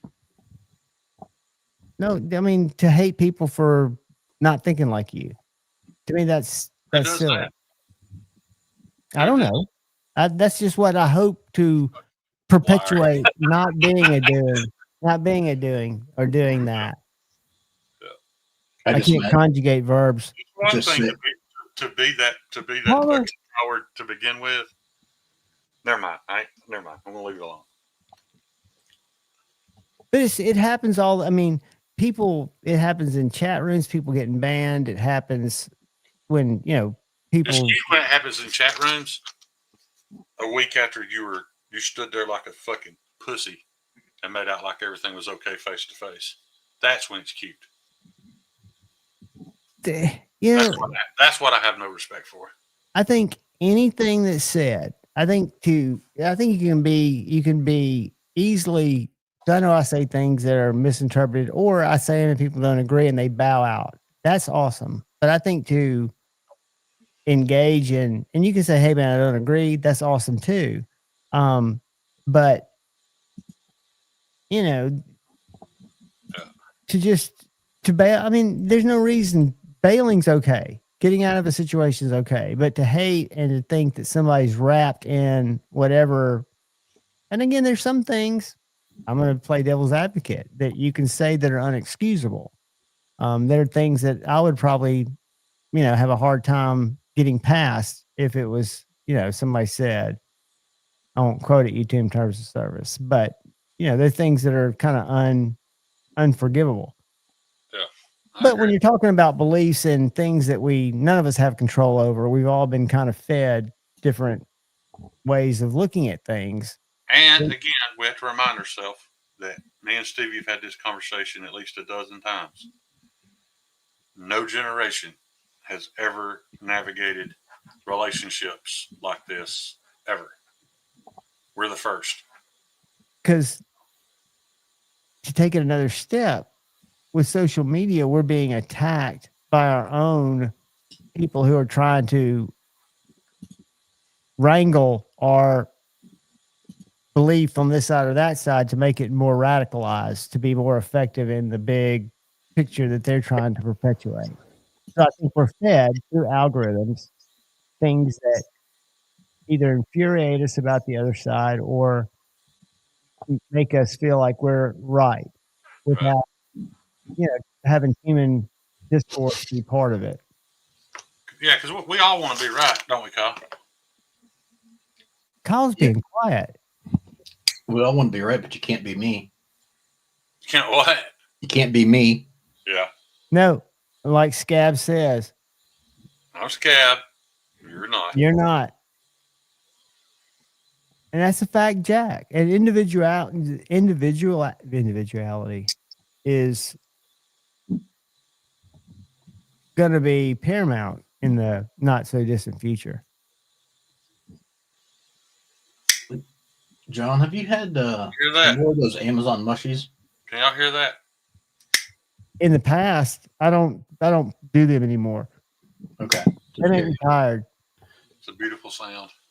You just seem on a little bit of the No, slow end this evening. I'm very thrown. I'm very thrown by the. He's on his never mind. I'll let it go. Never mind. Well, I'm trying to be philosophically fence sitting, but I'm really distracted by. And that's exactly what I was going to say. I know, but I'm distracted by the view. This whole portrait thing has my tisms You don't going. like that only half my face shows up sometimes? Yeah, well, it's just it's not what I wanted, and I know you can't always get what you want. But it's what you're going to get if you go vertical. So. But I didn't go vertical. I came back and I even talked to Kyle. I said, "Look, dude, I want you to check because I've gone back and I've tried to change it." You're telling me you just went live on StreamYard and this is what it gave you? No, I came in and and you'll see it next time you go live. They want you to do this Mars thing. They're new. You have a stream that's portrait and you have a stream that's landscape. Boom, 2 audiences. Sounds great. It's not. I tried to 2 separate streams. Yeah. So by the way, I was going to say to that, do not do that. Today it was on. Maddie did that, and it was horrible because then you have 2 different chats, and there's 2 different streams. So people click on one chat. You can't see what someone's saying in the other chat. So it's back and forth. It's just it's very, very difficult to communicate because someone thinks like you're ignoring them or blah, blah, and you can't see what they're saying. Yeah, that's stupid. I mean, I can see them, maybe there's some advantage to having 2 streams and 2 different whatever. But if you're going to do that, the chats should all be the same. They don't sync. Because remember when before people used to do like dual streams, so like if John and Lefty, we could, and then but your chat wouldn't see what his chat was saying and vice versa. Correct. We would only have our own chat, so it wasn't real collaboration. So we couldn't do that. I can see those channels like like my wife every day puts on this like rustic cabin, playing this soft jazz music, and BB lays in there all comatose, watching and listening to it. It's where there is no interaction. So I can see where there's a genre where that might work. But, if you're trying to interact with people in your chat, you can't come this way, buddy. You can't step on the soundboard. Hold on, I got a puck problem. I'm going to mute myself. Your puck problem. It's like a fucking bobcat, man. He looks like a lynx when he wakes up because it's. All you do is bitch about him, throw him out. No shit. He'll come back. He's like a boomerang now. Don't let him in the house. It's that simple. Then he'll attack me if I ever try to go to the truck. Hold on. Come here, bud. Just say it, John. You love the cat. I dig the cat. All right. That's all we need to know. You dig the cat enough to put up with this bullshit, right? Well, his bullshit gets crazy around the computer. But still, you care enough about it to put up with it because you continue to put up with it. So just as long as you're willing to admit it. Hey, man, Yeah, but I've got a freedom pill dispenser always really close to me, and I might just instinctively at any time snap if he knocks over all my shit. That's a waste of 28 cents. Yeah. That's true. That's Where'd you true. get them for 28 cents? If you just have an FMJ sitting around the house. Mine, dude, No, those are a lot more than that. That would be like a No, it's 22 not. round, maybe. Oh, it's not.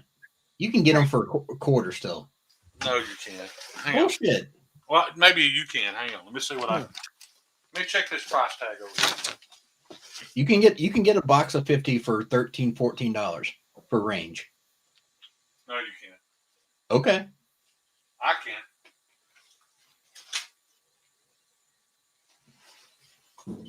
Let's see what this is. Oh, wait a minute. Maybe you're right. I forgot. It's 2 packs. Be right back. Yeah, so I got. Don't show it. Don't show the box. I know, just to be safe. Okay, yeah, I got.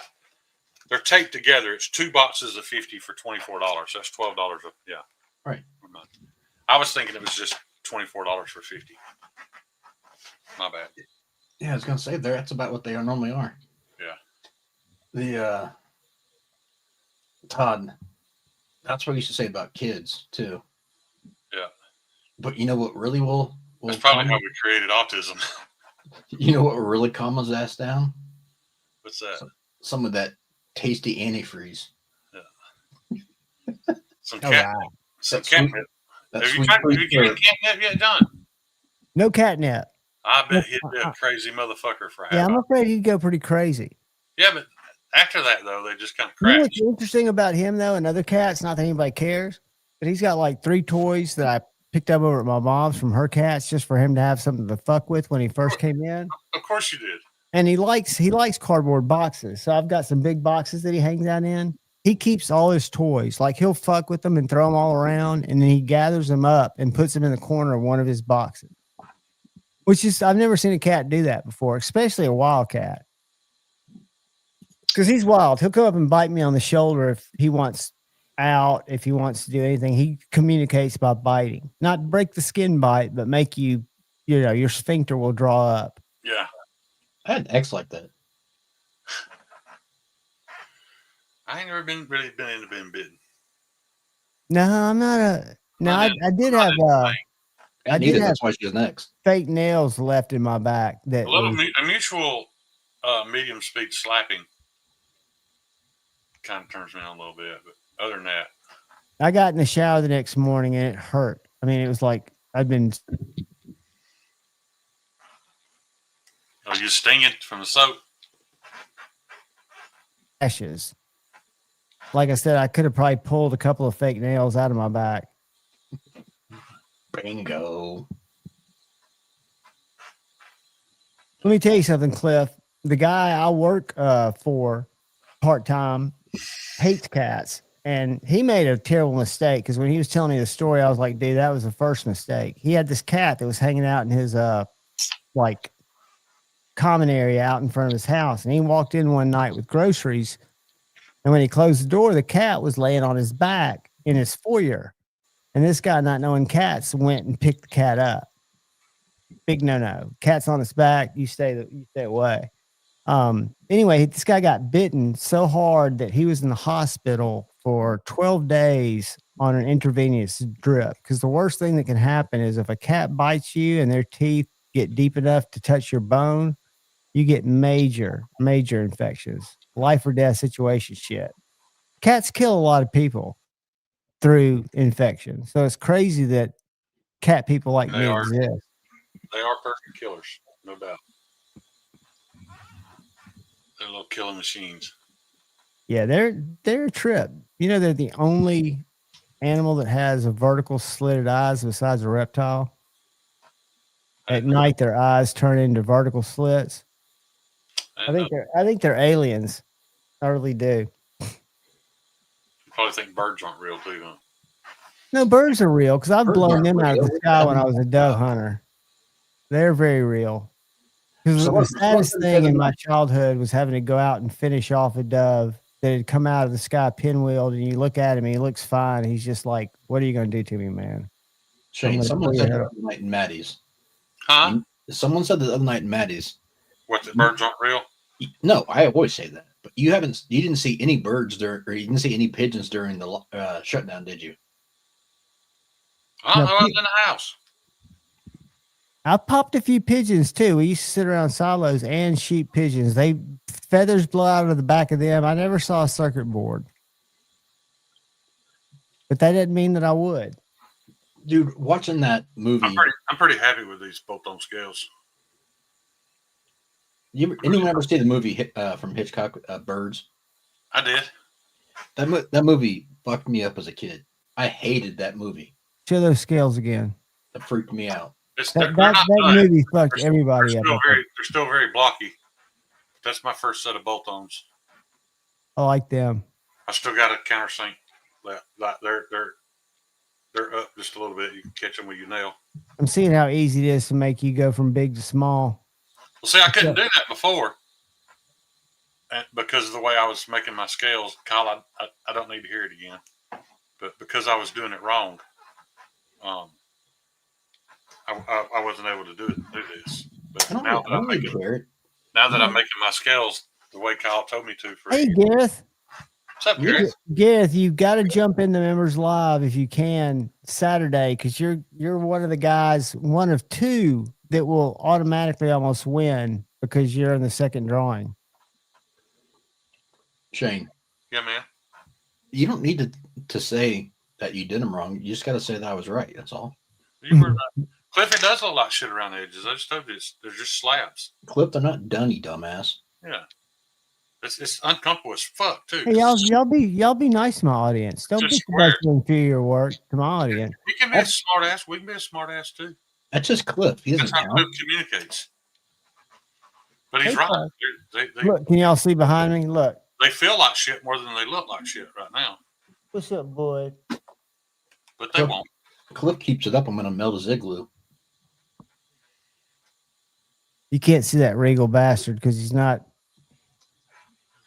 showing up. There he goes.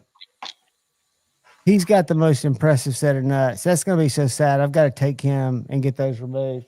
Get down there, buddy. You got knives everywhere. Just handle it yourself.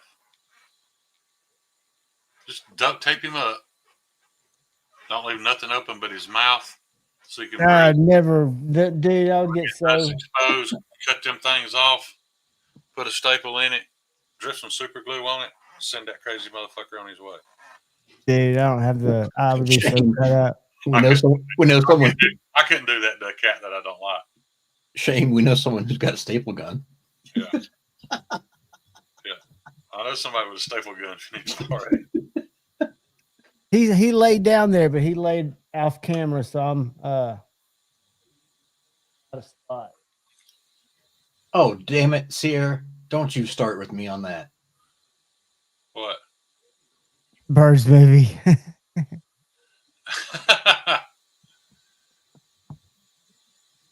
That was already an irrational fear. I don't need any more discussion on that.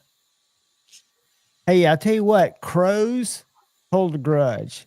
Science. I want a crow so bad. And I think part of it's because I know it's illegal to own them, but I really want one. No, brother, it doesn't work that way, Gareth. You're the man. You're in there. You just show up. We'll find a way to get it to you. Yeah, YouTube doesn't like us to do it, but we can have other people do it from outside.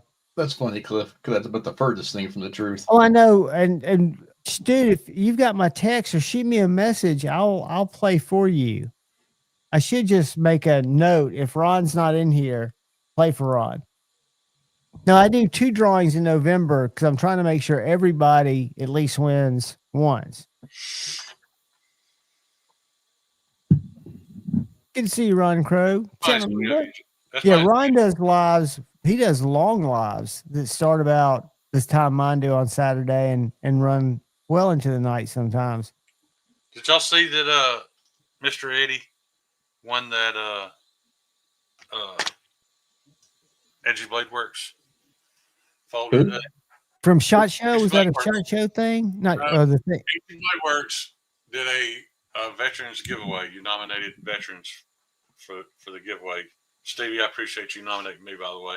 But Mr. Eddie won it. That's a great honor. A full blown. Well, it's not like a full dress Edgy Blade Works knife, but me personally, I wouldn't want the full dress. Would it be on their Instagram, maybe? Yeah, he gave it away on Instagram today. Let's go see if I can find it. Shane, that kind of follows a pattern, does it not? What's that? Nothing. I don't know what you mean. Never mind. All right. Yeah, Terry, if Stephen Hawking's so smart, why couldn't he figure out how to get up out of that fucking chair? He didn't have to. They were taking him down Here's to. another thing. Look about how smart Stephen Hawking was. Matt Damon's IQ is higher than Stephen Hawking's. So why the fuck aren't we letting Matt Damon tell us how the universe works? Todd Carr, welcome, brother. Because I it's appreciate Matt you, man. Damon. Who's that other guy? The guy from Expendables? Dolph Lundgren? It was Also- a Sylvester Stallone.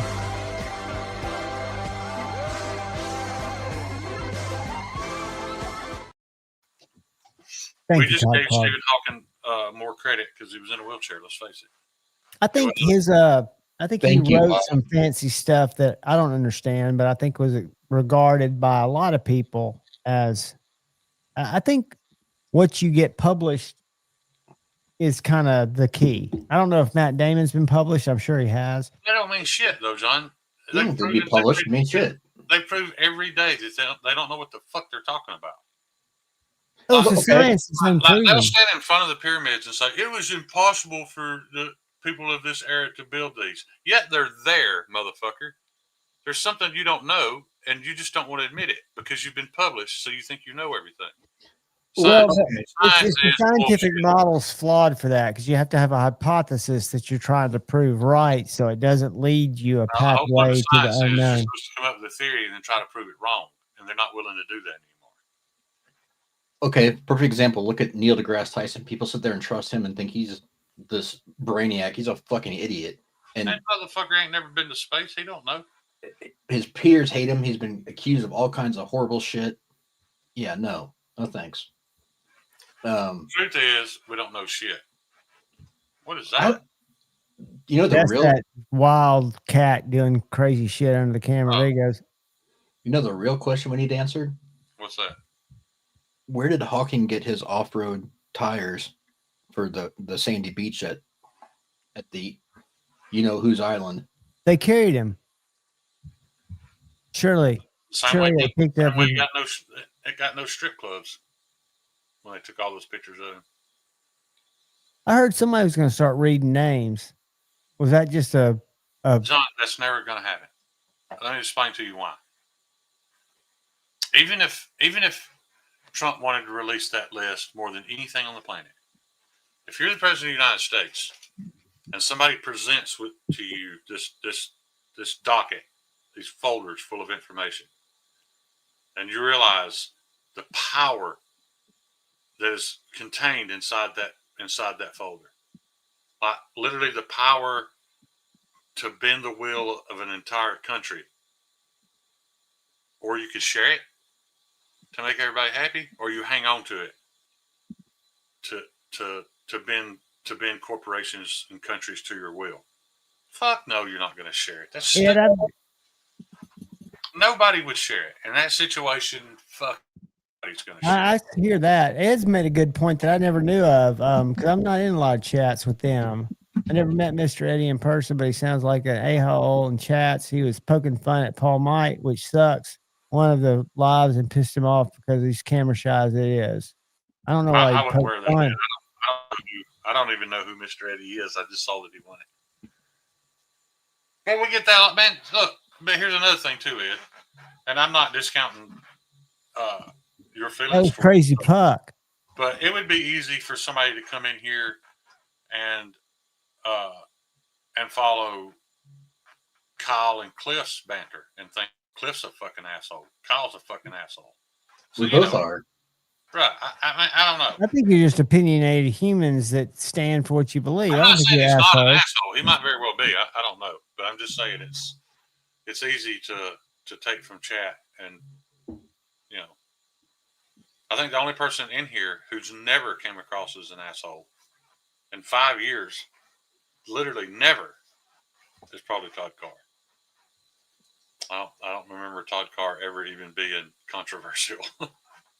So much of it's how what's read into it. And if we are in fact in a simulation, I don't even know how the chat works. Because Ed, Paul Mott didn't care for me just a couple months ago because he was on that bandwagon of people that got mad at me for picking on Cole, and I get it. I didn't hold that against him. I've made an effort to kind of befriend Paul and be nice to him. Picking on Cole Comer? Yeah, Cole. I didn't mean to dox him. Tri-State? Yeah. And I'm wrong, man. Paul was not an easy nut to crack. When I started reaching out and communicating with him, and trying to create some level of friendship with him, I didn't feel like he was interested in the beginning, but I kept trying because it is really easy to just once you disregard people. Once you get in your head that somebody's an asshole, it makes it even easier to read into everything they say. But I see this a lot in my Instagram feed, and it's true. It's kind of I guess what you call it, a meme, but it's the older you get, the smaller your friend group gets, and that's just because of evolution. You realize that most people are not your people. They're not subscribers of your feel good system, right? Maybe we don't all need bubbles to be insulated in, but when it comes down to it, why surround ourselves with people that are going to be constant sources of stress and aggravation? Yeah. Well, but I mean, if that's the case, John, then there's a lot of people who have every right to dislike me. Well, I'm just saying I've created situations for myself and put myself in that position for. And I'm not saying dislike's the wrong word. I'm just saying to have a smaller group that you consider your tribe. And I would like, and idealistically, a tribe to get bigger and to feel as you get older, you welcome and have more commonality with people because you've learned how to adapt and be that guy. But they can get bigger, but for every one you add, you're going to lose 3. It's just the way. Thanks, Geek. Yeah, and I think it's just we got a knife here. Let me see what we got. There was one other question. Oh, Ed, there was this, but there was more to the story than that. It was the fact that he was just pushing the envelope to the point where it was beyond annoying, and he already offered to handle it offline, and he just kept egging. So there was. And Paul Mike's got a great sense of humor. It's not my sense of humor. And my sense of humor, kind of clashes with Paul sometimes. So I'm trying to be more careful.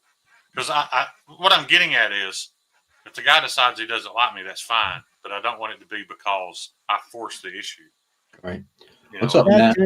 I talked about that in a live the other day. I think that's the craziest.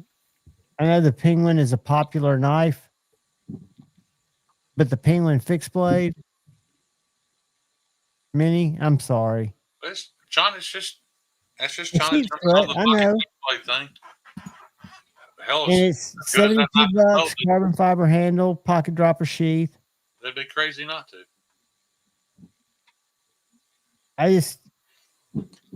What's the supposed steel? Agreed. Let's go down here. 14C. Oh. And purple shredded carbon fiber in this particular one. I mean, yeah, I'm not for a sheet square like it. In the market for a Chinese pocket fixie, I wouldn't be opposed to it. And I've been carrying a Chinese pocket fixie quite a bit lately. My little drop bear thick sheep's foot looks very similar to that, so I can't say much about it.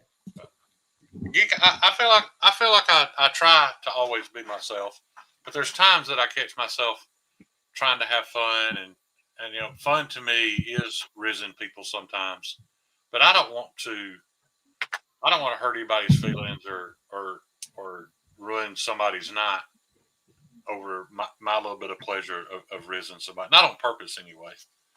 So If Yeah, people but you can't, can't. Go ahead, Kyle. no, I'm just gonna say I joke with everyone, and if you can't take a joke, can't joke with me, then I just ignore you at that point because it's no fun.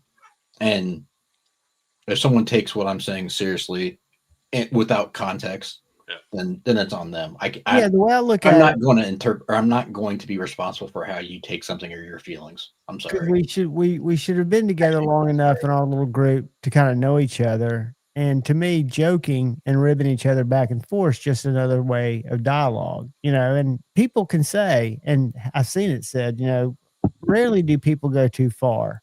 I've seen it in one chat group years and years and years ago that we talk about over and over and over, and it's just funny. Geek Machinist, I would be honored. I'm going to be completely honest though, due to these health issues, I am behind right now. And I don't really have hardly any of these sold. I make this knife because I like this knife. It's not very popular, doesn't sell very well, but this is a great opportunity for me to perfect bolt-on scales before I make you one. So what I'm getting at is I'd be honored. It's just going to be a little while. That's what I'm getting at. I've got a batch of thugs going to Northern Knives as soon as I can get them finished, but they're not going to be bolt-on scales, and I can't it's stupid of me to send one or two of them with bolt-on scales and the rest of them pinned. And then you got a batch of other ones you got to work on, and then another batch, and then some kitchen knives. Yeah, so it's going to be a few months. Yeah, I'm behind, and I really want to get better. Like I said, these are still sticking out past the scale. Like Cliff said, they look like shit, and he's right. They're not done.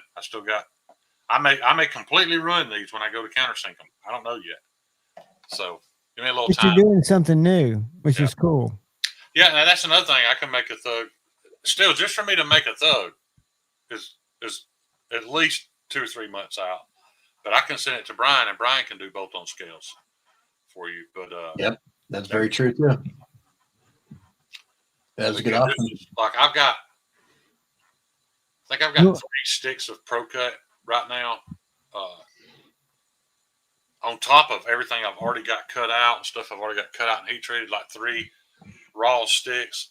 Literally every inch of it is sold. So I've got to get all that done before I can get back on thugs. Brando, yes, there will be how many? 10 at Northern Knives? Yes. And all 10 of them are going to be unique. I didn't do like, all of them with green micarta, all the same. I talked to him about that. What's up, Josh? What's up, Josh? Here. So there was a question on Brando. The only issue with that, and I'm gonna let Shane answer that, but in my first thought was the only issue with that is then if that gets taken pictures of or whatever else out there, then and if it doesn't represent what the knife was supposed to be designed as, then that's on. It makes it look like that's what he created. It could hurt the overall brand image. If you decide to grind them off and put them on yourself later, that's on you. But if he were to send them out that way, and then it become, that's just my thought. I don't know what Shane's thoughts are, but to me, I agree with that somewhat. I'm not saying I wouldn't do it, but yeah, that does make sense. And Geek, that could save you. That could get you one a lot sooner. Still going to be a little while, but I could do you one in Pro Cut, and it'd probably save you a couple of months, in all honesty. But again, I can't promise you anything right now. I've got.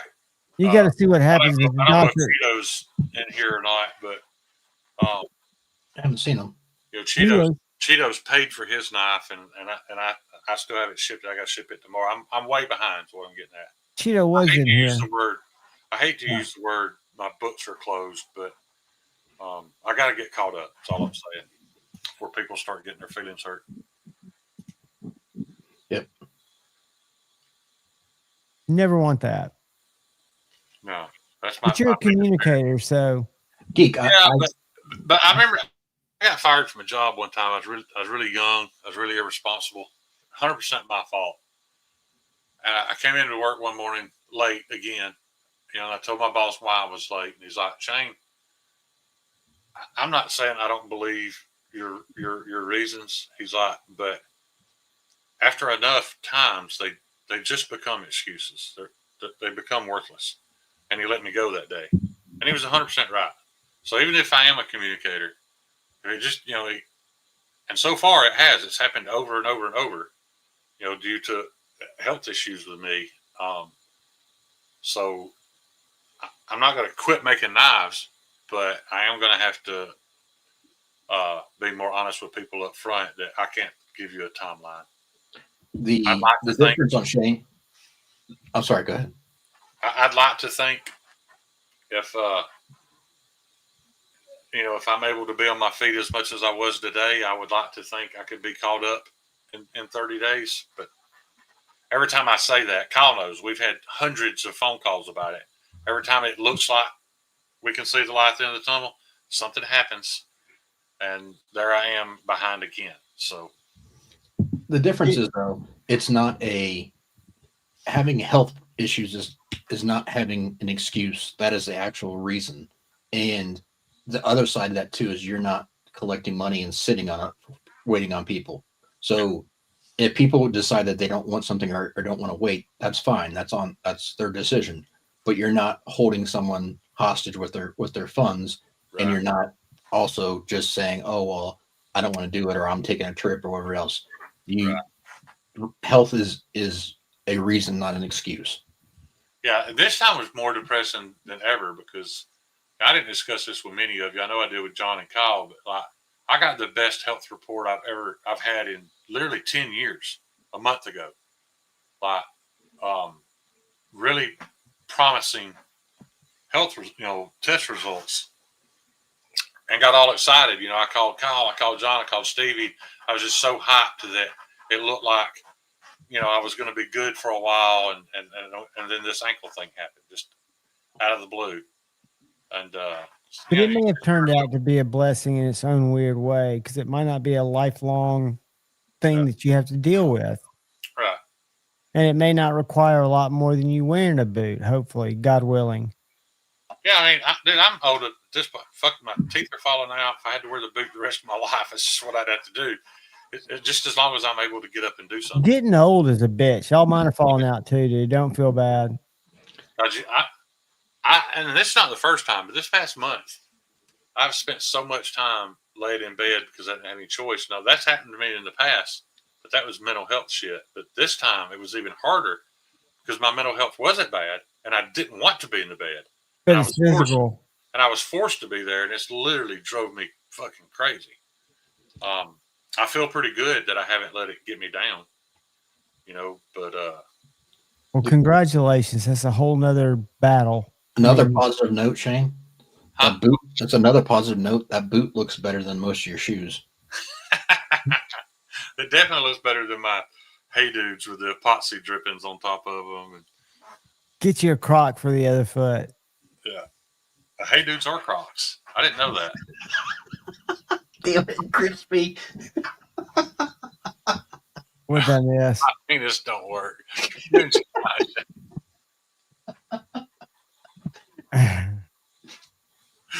Crispy, yeah. She got to stick her finger up my butt and get mine to come out too, so don't feel bad, buddy. I think, Crispy, you need to ask John. John, do not bring it up. I will end the stream, but he's got a hookup for you with some Indian pills. Yeah. There's a great pharmacy, dude. They don't ask any questions. We think everyone should be able to afford a hot on. My accent sucks. We got it though.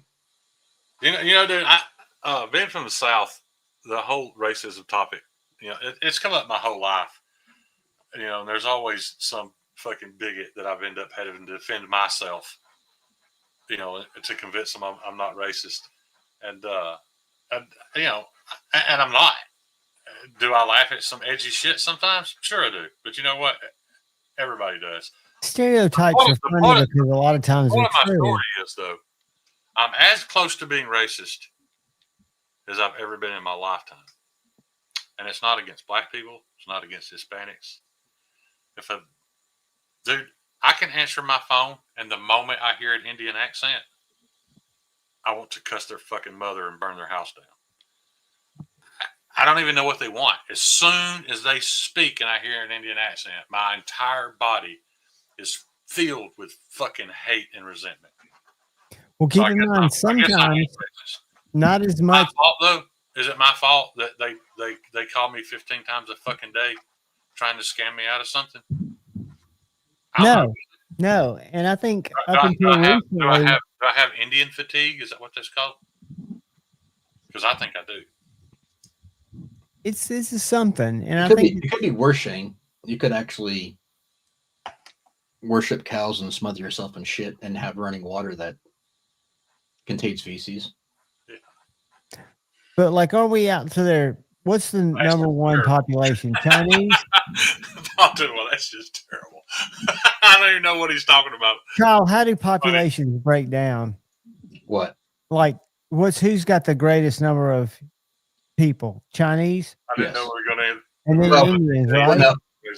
Baptism, I'm sorry. I'm just being honest that I've been pushed to that point. When you turn, after you get up to around 50, close to 55, and they start calling you 15 times a day and telling you their name is Jessica, the first thing that crosses your mind, no, the fuck it's not.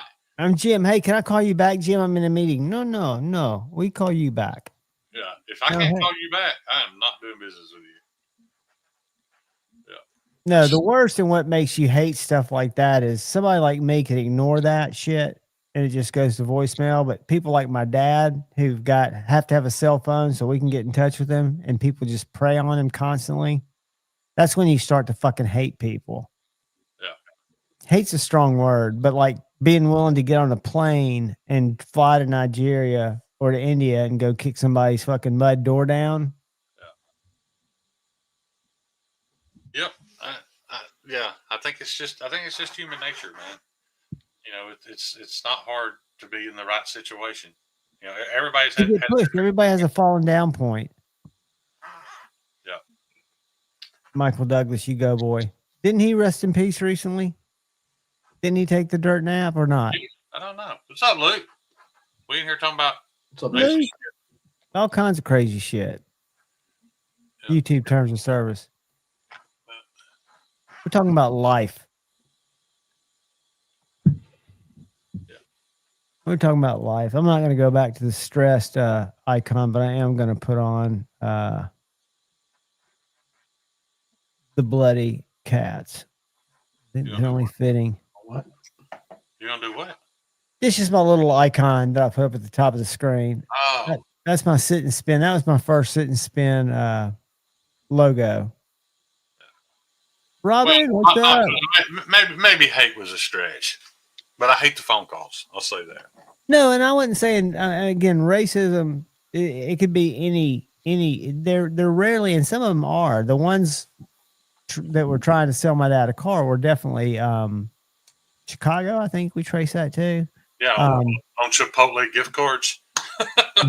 Hey, no, it was he tried to move money. He just didn't have the authority to do it. Let me say something real quick, and I agree with Robin and I agree with Bob as far as you shouldn't hate an entire group of people, but based off of one thing or another. But to say all cultures are created equal is also completely unjustified and unfair as well too. I agree. I was being more funny than anything. I really wasn't trying to start No, it's all good. An actual conversation about that. But I do think that but if I had to be honest, do I get mad every time my phone rings and I answer it and I hear their accent? I do. I think some cultures want us to go away. And I don't want anybody to go away personally. I mean, so I'm sure there are people in those cultures. I can't say the individuals are all subscribed to the cultural want for us to go away, and that's just what I've been taught, I guess, through life. Super popular. What's that say? Interesting. Well, so you give me a chance. That's odd because I worked security at a strip club, and the most troublesome and disrespectful demographic that came in there was young white males. Every time. Well, you've got to look geographically where you both were too. I'm sure Right. that has something to do with it. You know, you have guys that come in that look like I think shitty people are shitty people. That look like absolute gangbangers. Super cool, super respectful the whole time they're there. The Hispanics are almost always on their best behavior, spend good money. It was always young white guys we had to with.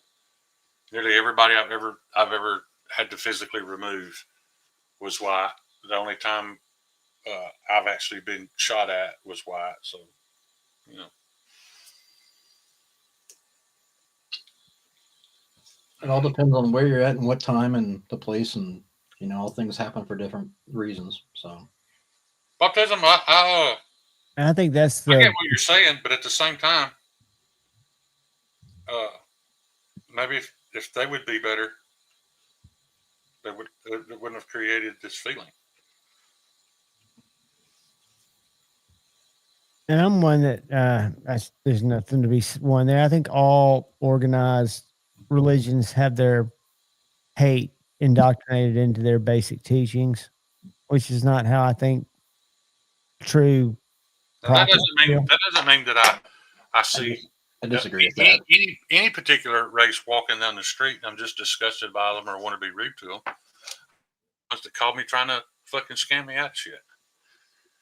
Look here in New Mexico. Scam your old dad out of shit. He just wants to talk to people.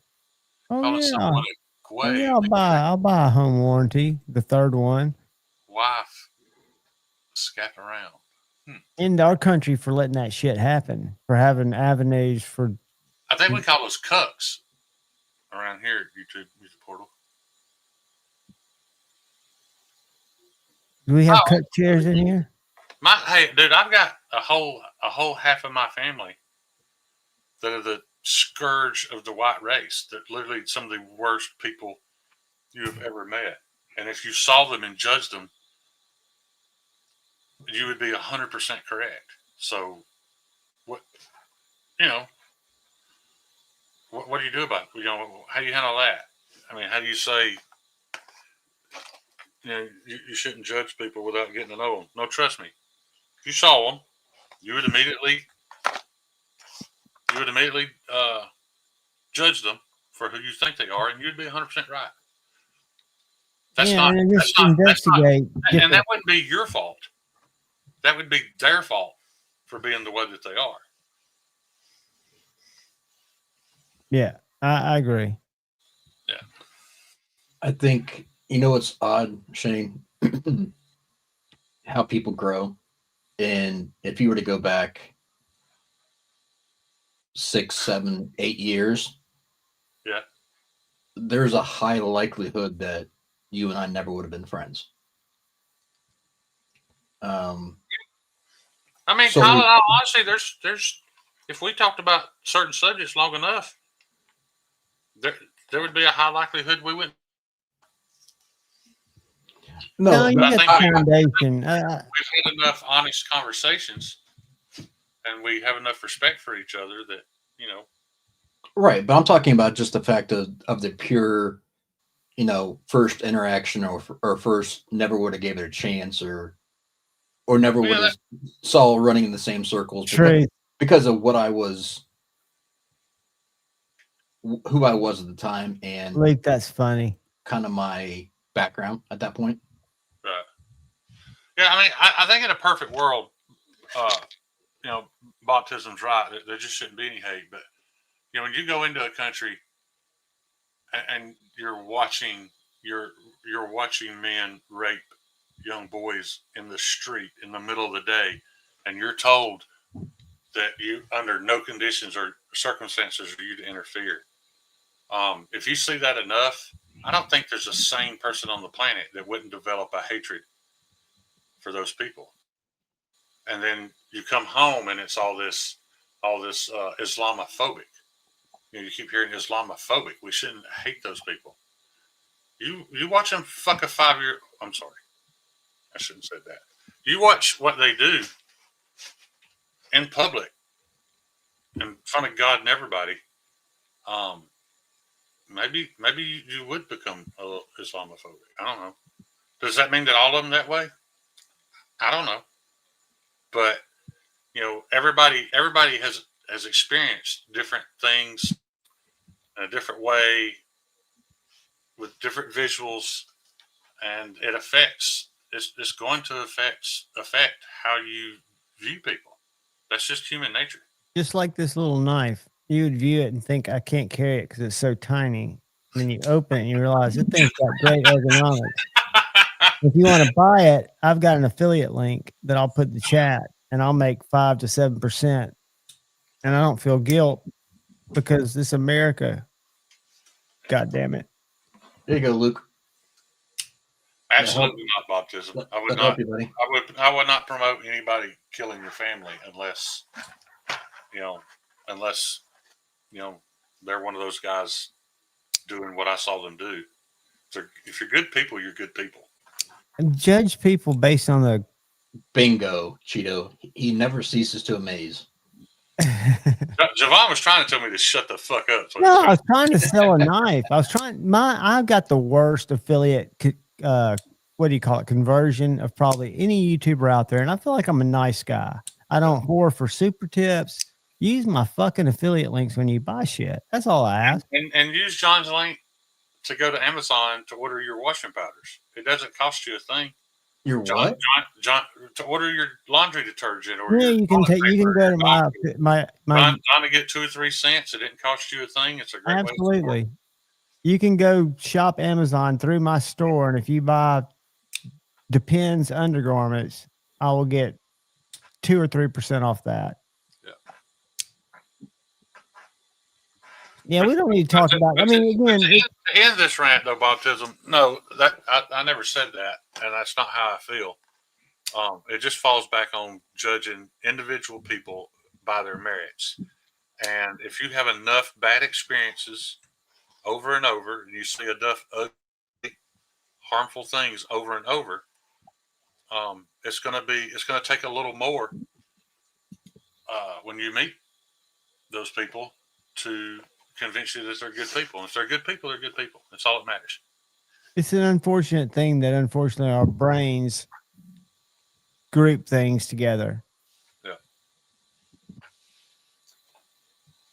That doesn't mean you can't be tolerant. I'm cautious of shit like that. I mean, I would be crazy not to be. I hate everyone equally until you prove me right. I like to say I hate everyone equally until they prove you wrong. I just said that, and I order shit off Amazon all the time and forget to use John's link. Oh, and nobody, it's never really hard to remember. I'm just saying, when you can remember it, if you know there's something you're going to order on there, if you can remember, use Javon, or if there's another channel you like better, use their link. Yeah, absolutely. And people try to do that. What's funny is you'll get reports. Like I've had a couple of people try to buy their iPhones through Amazon. I totally appreciate it. Amazon won't give you shit off certain purchases. Yeah. And it's fun. But just the fact that somebody thought about me, I think it's awesome. Yeah.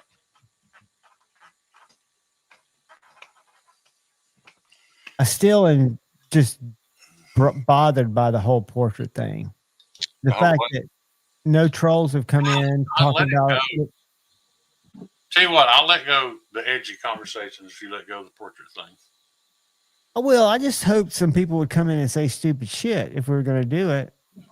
I mean, you're right. I am a little disappointed that I haven't seen any randoms. Just trolls are kind of fun. I mean, I wish we could disagree and chat and have fun out of it and not get hurt. That's why I need to come up with a song making them feel, because we don't want to feel. You don't ever want to feel or get angry at something you hear in chat, but it's good to have, I think, back and forth dialogue. I think Kyle's great at that. Luke, my glasses are over yonder. So I had the fact that Shane Swinton to read that was even better. Yeah. Baptism, you don't have to apologize, man. If you were having the same conversation and it applied to me, Crispy, you're gonna have to quote it for me. I would probably have questions too, man. You don't have to apologize for that. Bob Tism said it the best. And what the chat needs right now, more than anything else.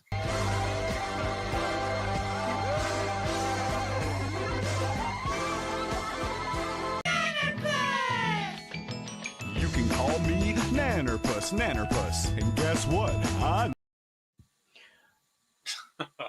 I think one thing that gets lost in translation, so to speak, would be the fact that when people had to try to have conversations, sometimes it instantly gets turned into, if it's not what they like, or it becomes hate versus let's just have a discussion about things. Let's try to have rational, common sense conversations and work. Thanks, brother. The cinnamon, it should be short and sweet too. And work through it, not necessarily like. At the same time, Kyle, you and I both know that those people, that I was just, and I was somewhat joking, but those people that I get so infuriated at are living in a very impoverished country. And the guy that rented that office is making millions, and they're barely not starving. They're doing what they don't, probably the only thing they can do to try to feed themselves. So I get it, but that don't make it any less aggravating. I've got the best. Hold on. Thanks, Bob. And I'll get YouTube stricken for this, but we're going to do it anyway. This is the best. I think it's a short. Let's see what this is. All right. We're going to go with this right here. Bob, I don't want to make you angry. I'll shut up. This is going to upset people, but it's not me saying it. And I think it's funny. Well, do it. Back when you could be funny. Let's watch this and see if YouTube approves. Let's see. YouTube terms of service. Quit saying that. Trying to help. Well, like I said, I'm just trying to help. I'm trying to just do whatever I can for people. Like the World Hunger thing, the USA for Africa. Isn't that great? You guys hear the song? Nice song, isn't it? Beautiful. I'm like anybody else on the planet. I'm very moved by world hunger. I see the same commercial. I'm going to make it transformative and say something. I agree with Sam so far. Those little kids starving and very depressed. And I watch these things on TV and I see those commercials and I look at it and I go, God, how cruel, It is cruel. To see a little kid out there and I go, fuck, I know the film crew could give this kid a sandwich.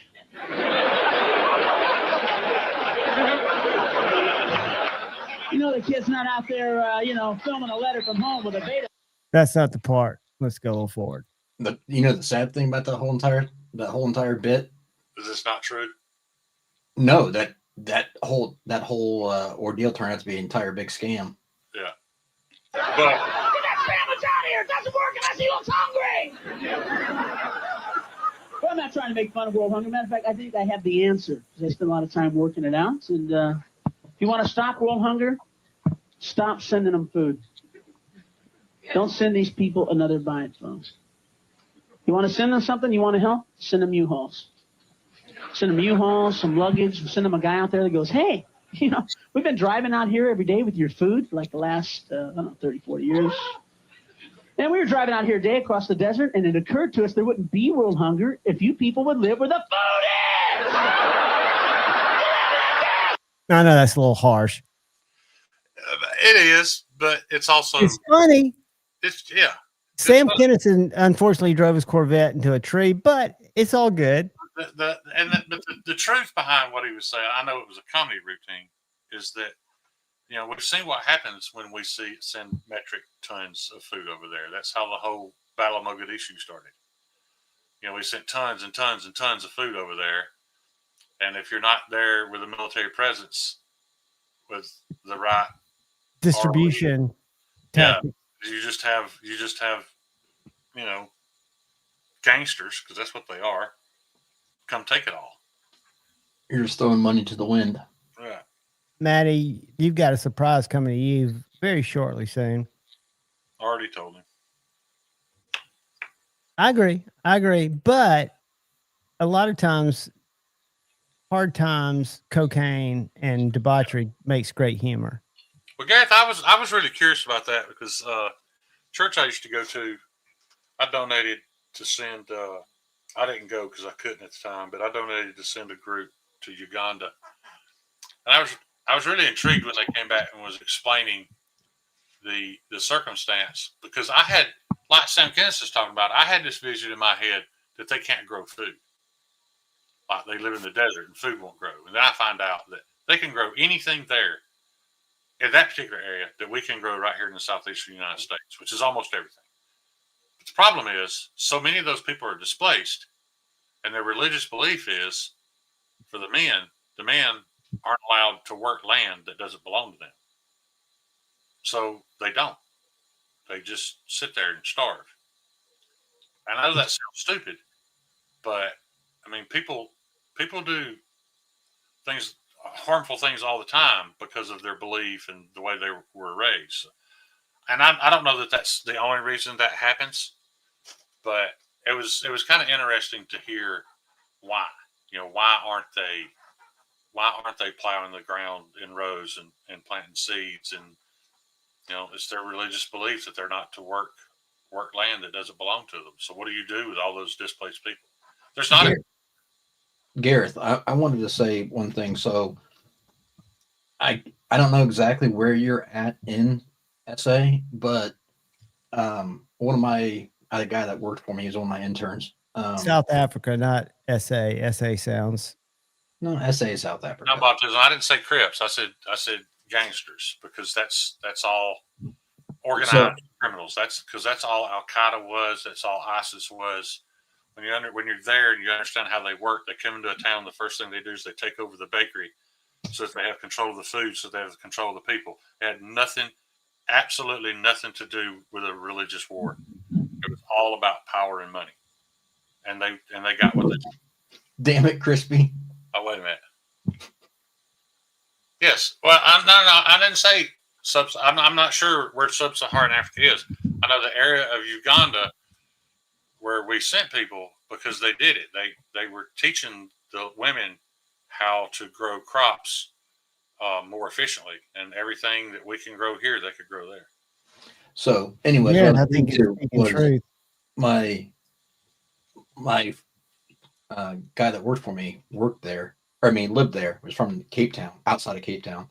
And this goes back probably 10 years when he was working for me. And there were serious issues there then. And I know it's even worse now.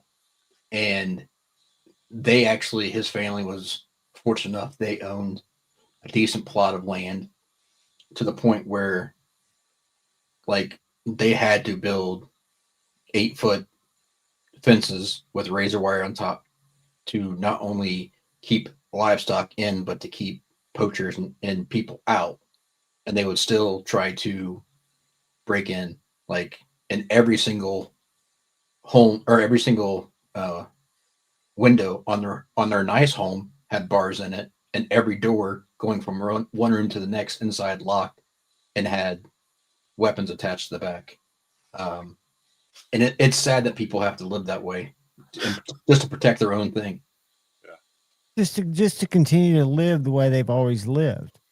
And we're sitting here in the comfort of our homes in America talking about it, when in reality, I don't know how far back in history you have to go to find the origin of all this, but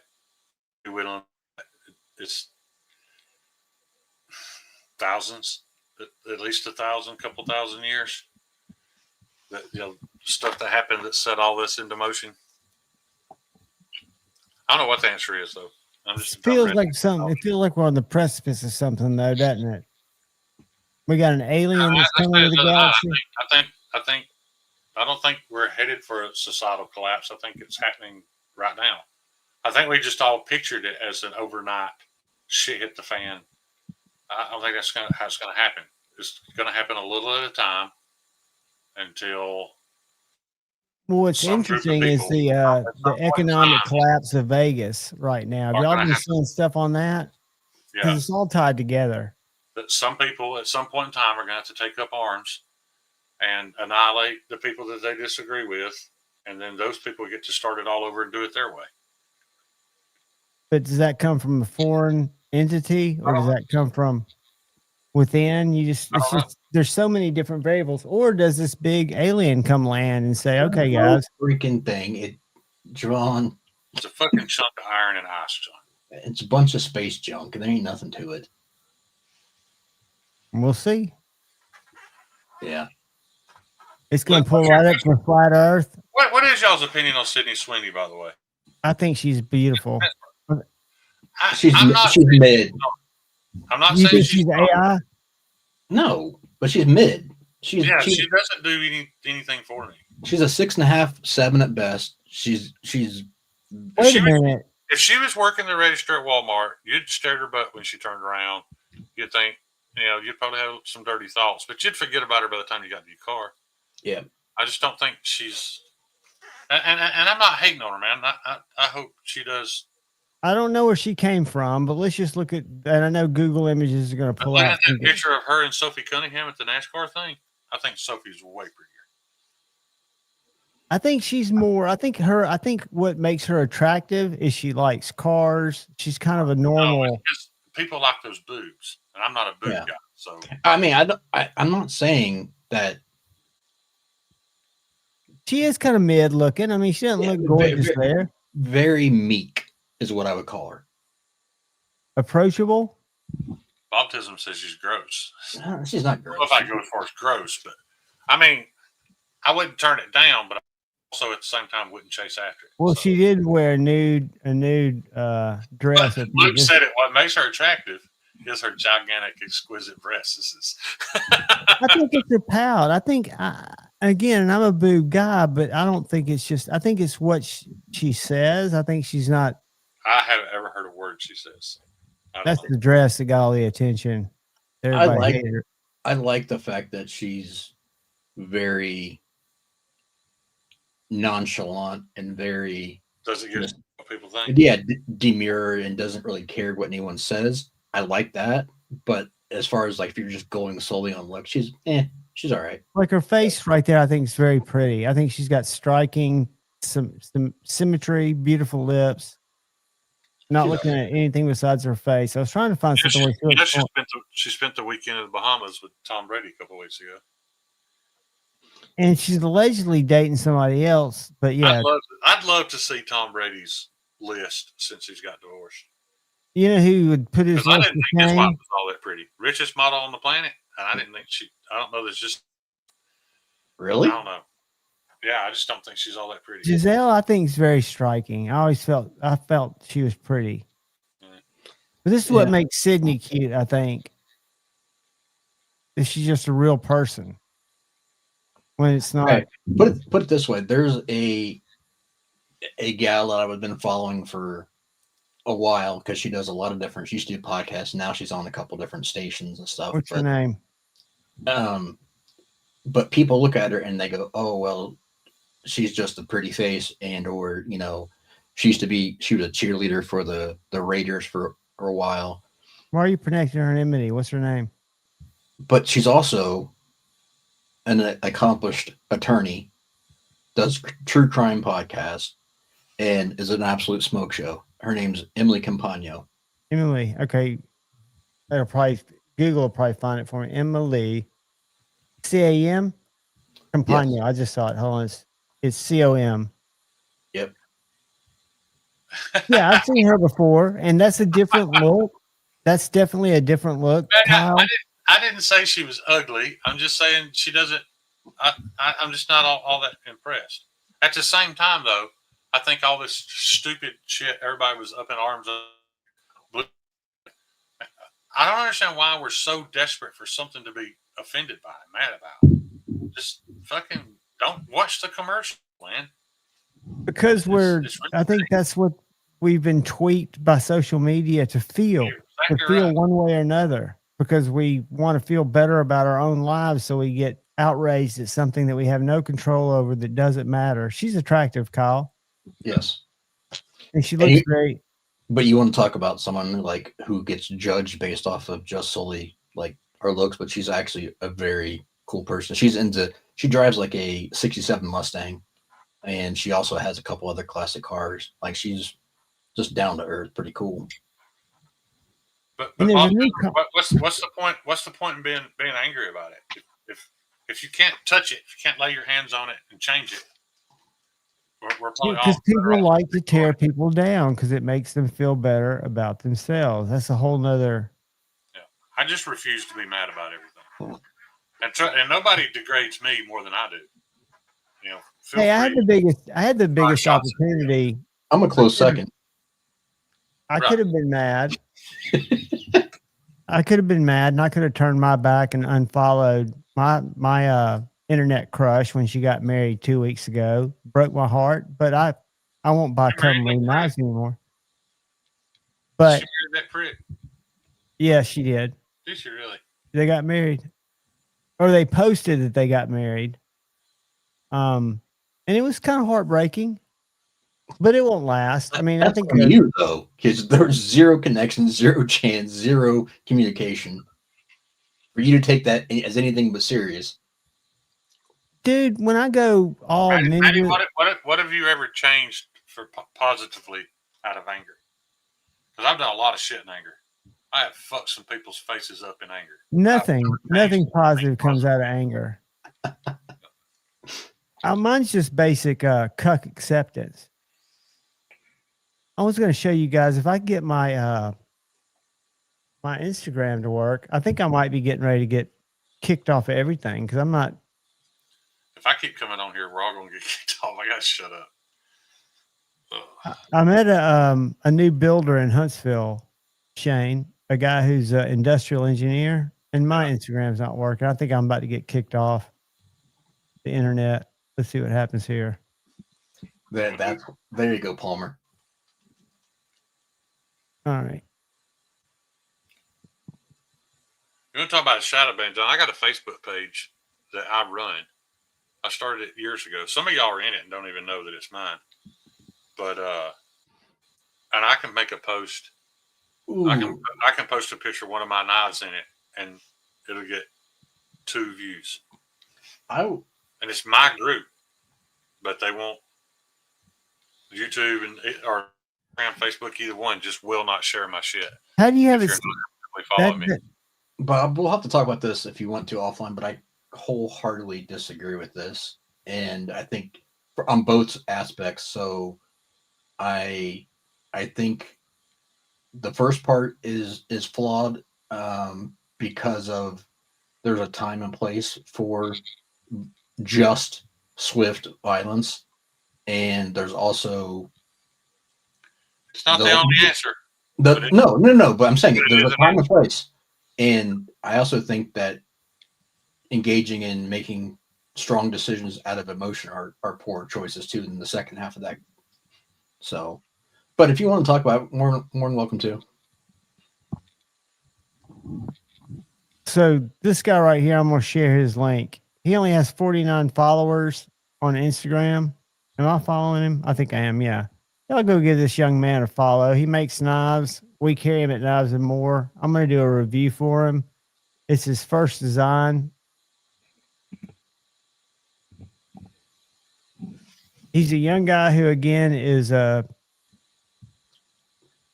admirable, Rob. I bet. Yeah, Rob. That makes sense. And just like everything else, everything we've talked about tonight, there are circumstances that change all the answers. Everything we've talked about, there are circumstances that change it. Rob, I want to know how far up that guy's ass you shoved the kazoo, though. Well, Bob, you have that right, buddy. I mean, as long as you're not, Well, first of all, we're having civil conversation. I think it's great to have open discussion. absolutely. This is debate, not hate. So I don't think that. I don't think the majority of the protesters that we see in these clips on the internet are actual protesters. I don't even think they know why they're there. They're just there because they're being paid to be there.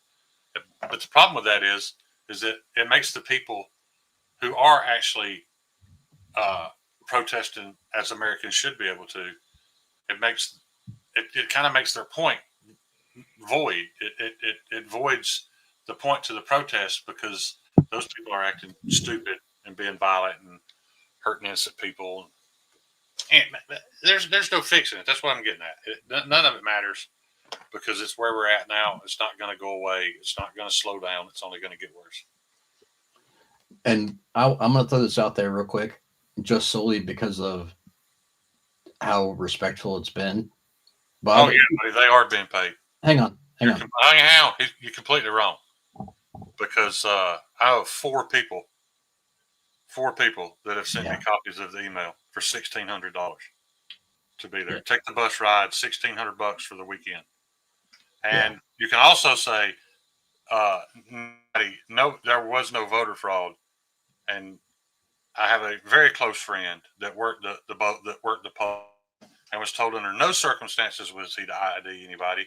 And if they did go through the line and vote and turn around, got back in line and voted again, they were not allowed to say anything to them. Was it enough to matter? I don't know. But it's real. It happened. And it's all right to disagree. There is nothing wrong with that, and there's no love lost in that. Right. You didn't get the email, so I can see where you would disagree. Well, that's what I was getting at before. So, Bob, because it has been respectful, if you want to reach out and have discourse on any of these topics, I'd be more than willing to. Not saying that who's right or wrong, but I think there could be good points to be had. So, Bob would like to see said email. I bet if you don't get me confused though, Bob. There's asshole bad doers on both sides. We all know that. Bob, you gotta Kyle. I would say that's just the opening to start understanding more. No, YouTube, I didn't see any comments. Let me go up here. I was looking at knives. Let me go back up to you. YouTube. That's what I said earlier. There's a time and a place for everything. Bob, I know you are. I appreciate that. That's why I was putting out the open invitation, open arms.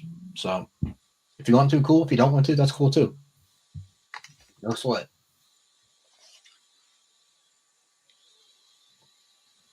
That's a fact. That's a fact, dude. And I think we're all trying to be respectful. And I think that's what Kyle was saying too. Y'all can talk. I think the more people that have conversations, you'll find out similarities are so much more in line than the things that are disagreements. And Bob, I wasn't trying to silence you to tell you take it offline. I was just saying I was offering to talk offline if you wanted to about it. That's all. You can keep it online too. I mean, this is No, I know that. And I was just offering that as if you wanted to have discussion, more a deeper form of conversation. Correct. I wasn't trying to tell you that you had to stop by any means. Here we are on Veterans Day, though. You're not wasting anybody's time, brother. And those guys are, just like I used to. They agreed to die for your right to protest. They didn't agree to die for somebody's right to burn buildings. Crispy. But that's where we're at. There's nobody's time's getting wasted if you're talking. As long as you're continuing to talk. I think when people quit talking, then when you have time. Easy. You're almost directly quoting somebody, and you're going to start a shitstorm. I'm not trying to plagiarize.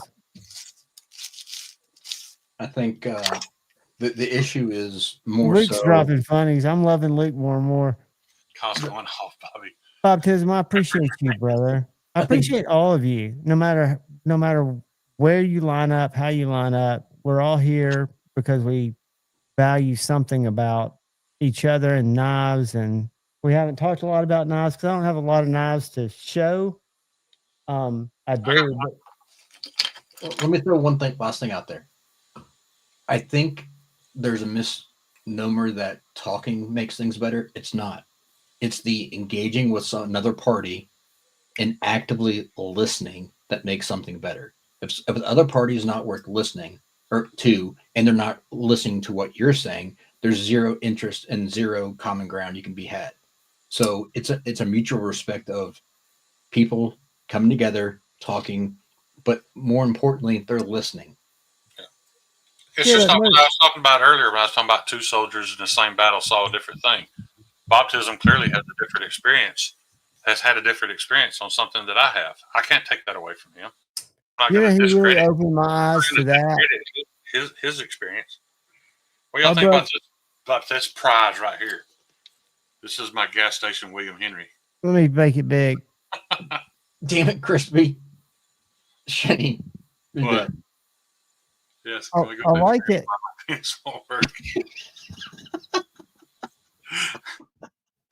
I love you, Crispy. Check this one out. You sent it to me. Somebody sent me something, and this knife was in there, and I didn't realize it for a very long time. I was about to throw the envelope away and found it. It just humors me every time I pick it up. That's what knives are supposed to do. Solicit a response. This thing would probably dissolve if you put it in bathwater. This is an absolute garbage. But every now and then I find some garbage that humors me, so nothing wrong with that. I had a funny conversation from yesterday that led to them not coming back today that made me wonder what the answer was. So I had a dad and his about 11-year-old son come in looking at swords. And I think his dad was hoping to find a sword that wasn't sharpened, but the kid really liked and lit up on the samurai sword. And, they come pretty sharp. Really? I've never seen a sharp one. Yeah, Dad opened it and it was very sharp. And said, "Look, son, I told Mom I wouldn't get you a sharpened sword, so let's go talk to her, and we'll probably be back later tonight or tomorrow." I think Mama R-stamped it. Oh, did she? I think he had to come back. I've seen people who have samurai swords in their homes. I've never seen one that had an edge on it, because everyone I've ever seen. Show pieces. These are $200. I don't know what you would call them in terms of, they're probably cheap, but they had edges. $200 that it was shortened or sharpened. I don't know how long the edge would last, but it was definitely too sharp for Junior. Right. And he wanted a sharp one. Maddie said his is sharp. Maybe I've just experienced the wrong gas station samurai. And Kyle, your information was great about sharpening ceramic, and it made Kate go, "Oh yeah." But I think what happened is John started the job and fucked it up past to where it can be fixed. It's not past where it can be fixed. I don't think he wants to fuck with it because it's a aluminum buck with a ceramic blade that was traded in. Probably rare. It's a very rare knife. I'll do it if he's willing to pay. Send it to me. Baptism, again, you don't owe anybody an apology, man. I kind of started this conversation, and what ballpark? I know you haven't looked at it. Are you talking? I got two, one from Samurai Bird and one from a Cold Steel. I've always heard like sword snobs say that the Cold Steel swords suck, but I don't know that I would know. And who's out there really using them? Except for Addicted to Blades 2. That dude uses his samurai swords every day. Great quote, YouTube. That is so apropos. In regards to what you asked, John, just normal rate. I mean, we can work something out. Well, the reason I say is one thing that Kate I've noticed is it's not a racket, but it's a big way that he makes extra money at the shop is he does sharpening. He has people bring in scissors, and he has a price for that. Most of his knives are sharpened on that little Japanese machine I was telling you about. He only charges their kitchen knives $5 to $6. If he does a TS Prof, it depends on the edge. And I think he's consistent to what you sharpen with. But the reason why I was saying that if he can't do it or doesn't know how to do it, I'd be willing to do it for a fee. But I'm not. Yeah, I don't think he's willing. I don't think he can do it. And I think they can get, and they probably can, a good bit out of that knife if they can get it sharpened. So I'll talk to him about that. I won't see him tomorrow, but I'll see him Friday. I think I want to send you this one too, buddy. Okay. I was going to show you guys, if you don't follow my Instagram, I've been putting a lot of shit up because I'm around it and I'm bored if I'm not doing anything. They're getting me a table, so I'm going to be able to do some shorts down there. But why can't I find myself? Usually I'm right down the side. They're going to get you a little dunce table. It's just a little small table, and I've got to have American flag cleaning cloth thing on it, so it looks like my I'm not going to post shorts like I did down there and get 20 views because it looks like shit. Yeah. Luke, don't be putting my price out there for everyone. Who are you talking to? Luke. Oh, I thought you were talking to me. No. 2 feet What? pics and a couple of flirty texts. What? That get you a long way with me. If I go to my profile, there we go. Boom. Hang on. God, what I do with it? I just found, dude, I Oh. lost something.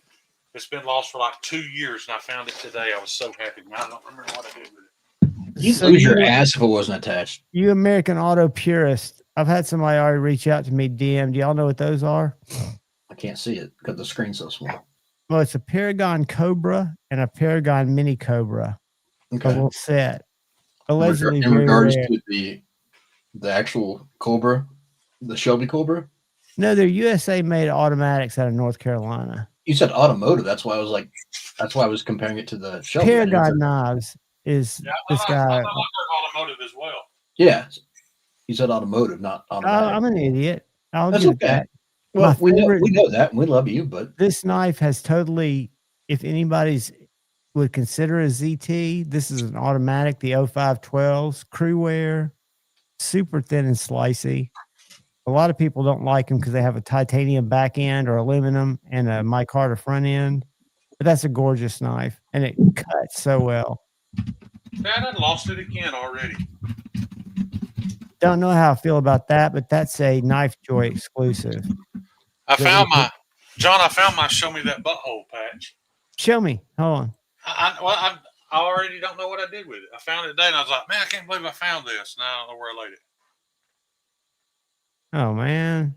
You probably laid it in your butthole.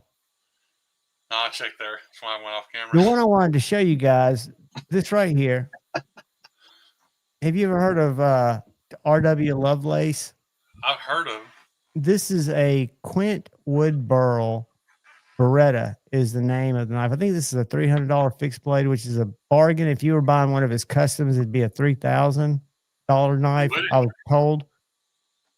For that? Small. Well, if it was a custom, this is one of his productions. It'd have to be a little. I'm not bad mouthing the knife or the price. I'm just saying for $3,000, it can't bore me. Well, let me tell you something. That bores the shit out of me, that top one, and it's like $400. I like the little flyaway at S90V. Those are Benchmades. That's a Benchmade mini bushcrafter in S30, and it's like $400. No, thank you. But you get a big discount off of that. Doesn't matter. I thought that was a cool picture. I really like those Benchmade chef's knives y'all got at Nizamore.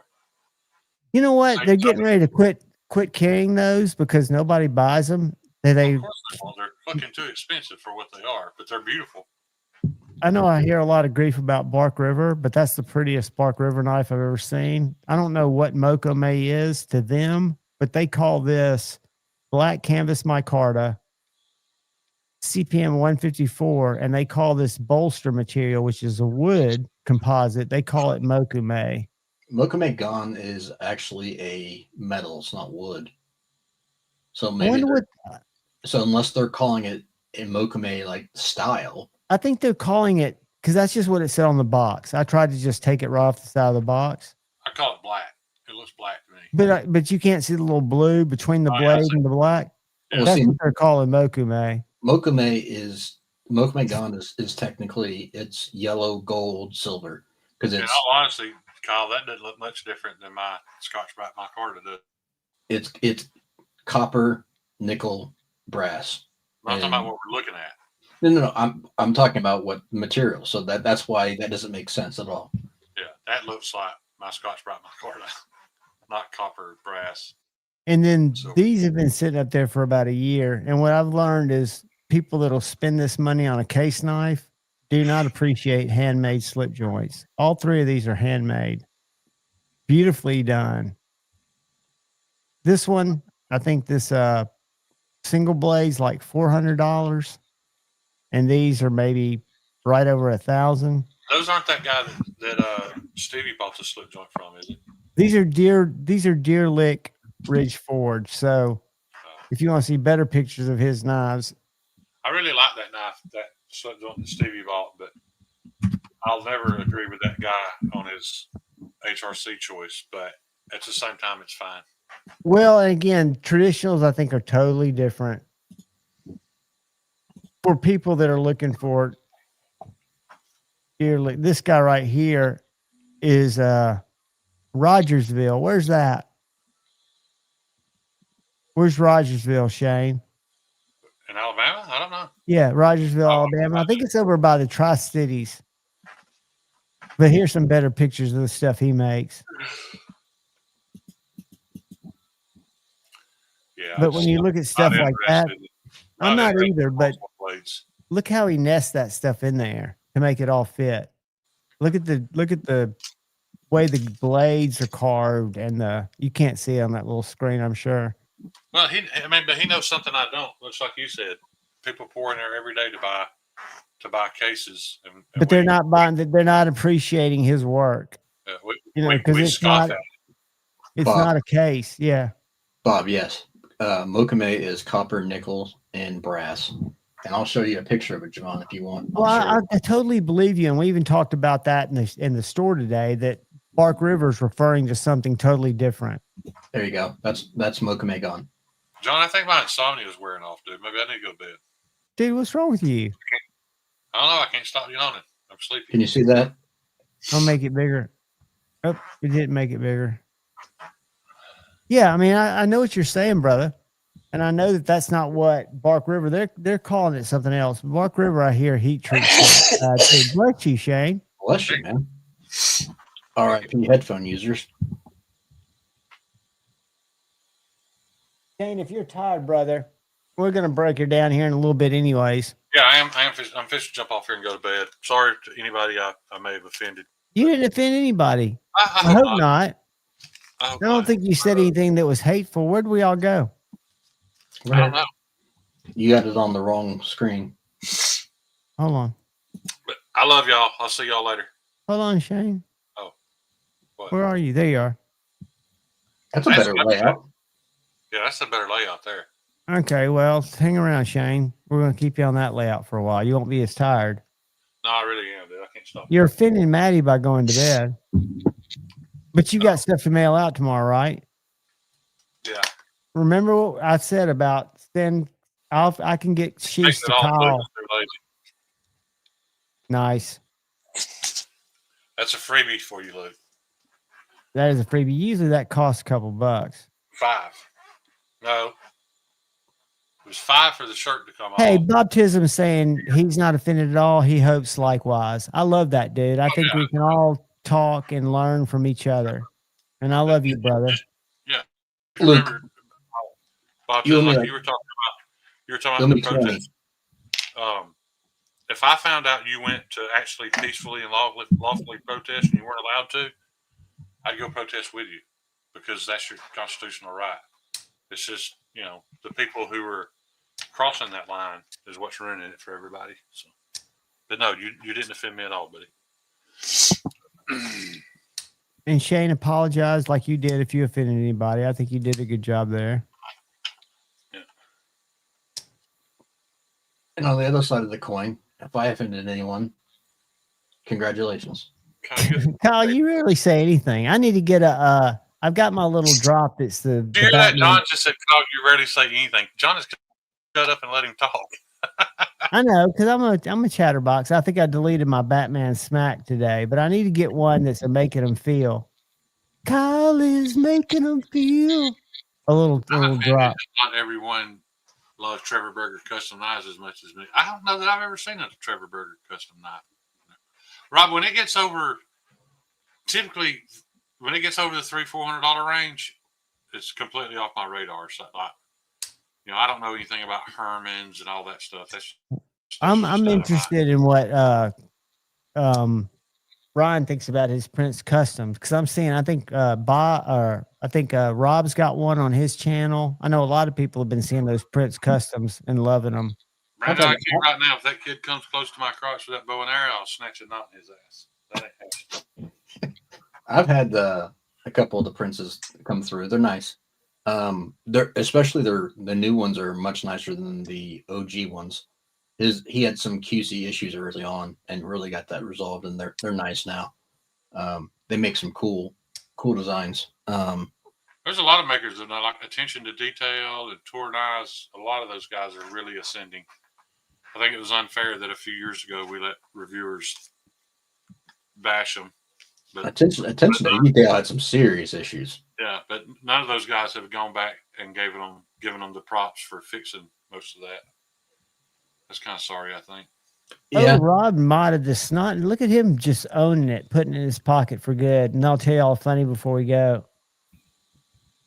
Oh, okay. I got a comment on this next one. What Brando just said. I watched like the first 5 minutes of the video and I immediately turned it off because it's complete and utter bullshit. First of all, he is solely a salesman.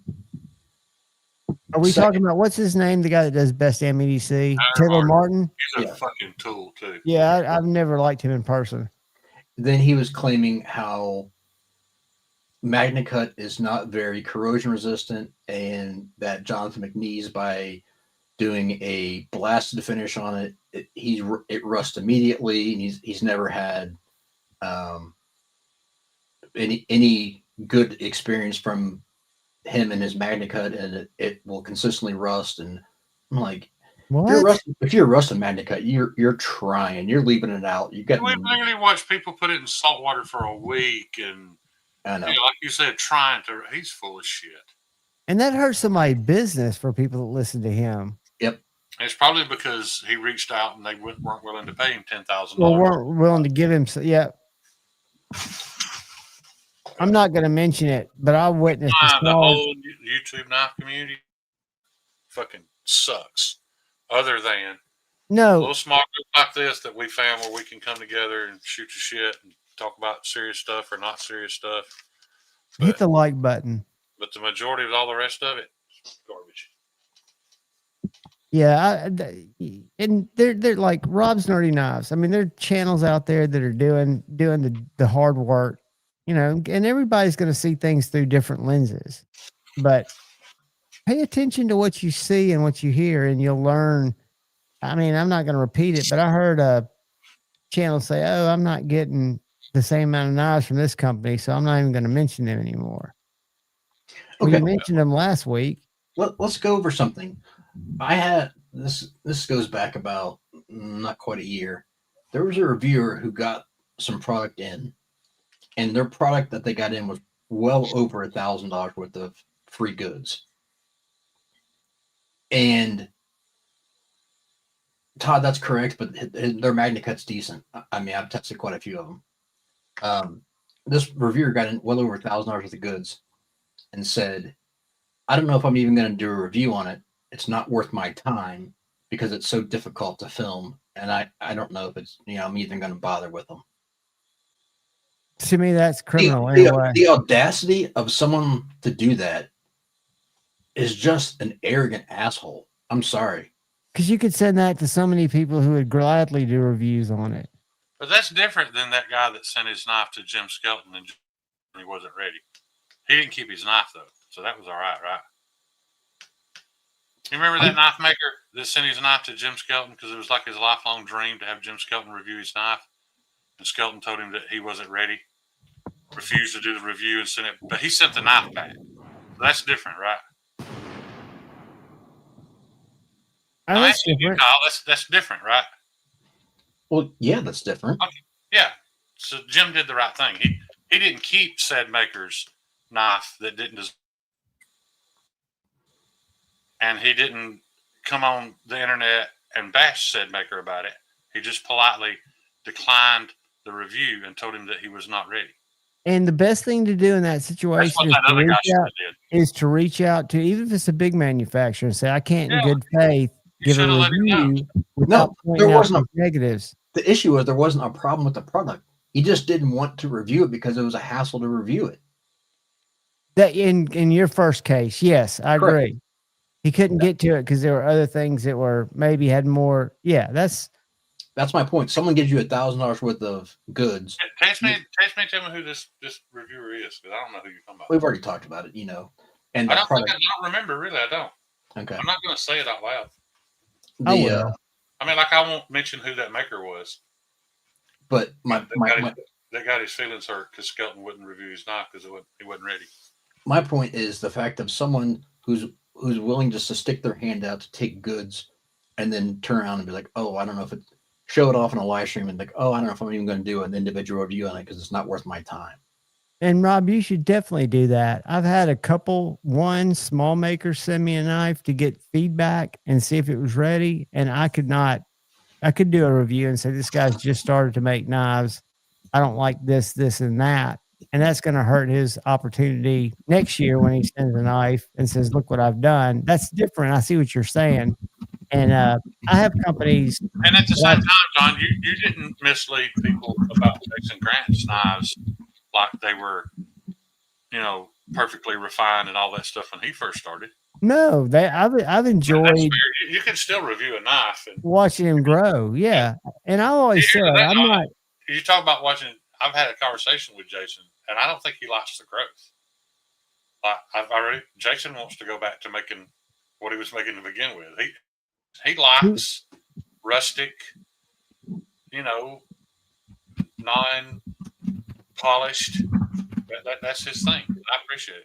Yeah, I mean, there's a place for all of that, and my whole thing is, I'm not a reviewer in that I tell you that this cuts that much. I tell you how knives make me feel. Right, this knife doesn't make me feel much. If you watch my review, I say I appreciate the design that somebody designed it. Is it my knife? No. Is it somebody's knife? If you're looking for a folding, weird hawkbill karambit, it functions well. It's priced well. I like the rich light handles, but it's not my jam. I can appreciate it though. I like different stuff every now and then. I do too. And I have people. I think I've told you guys jokingly the short that has paid for this knife over and over and over. That little Nori neck axe for Midgar Messer. They call it the Nori neck axe, not me. I get so much hate comments. It's how can you call that an axe? Hey, I don't, dude. That's the name of it.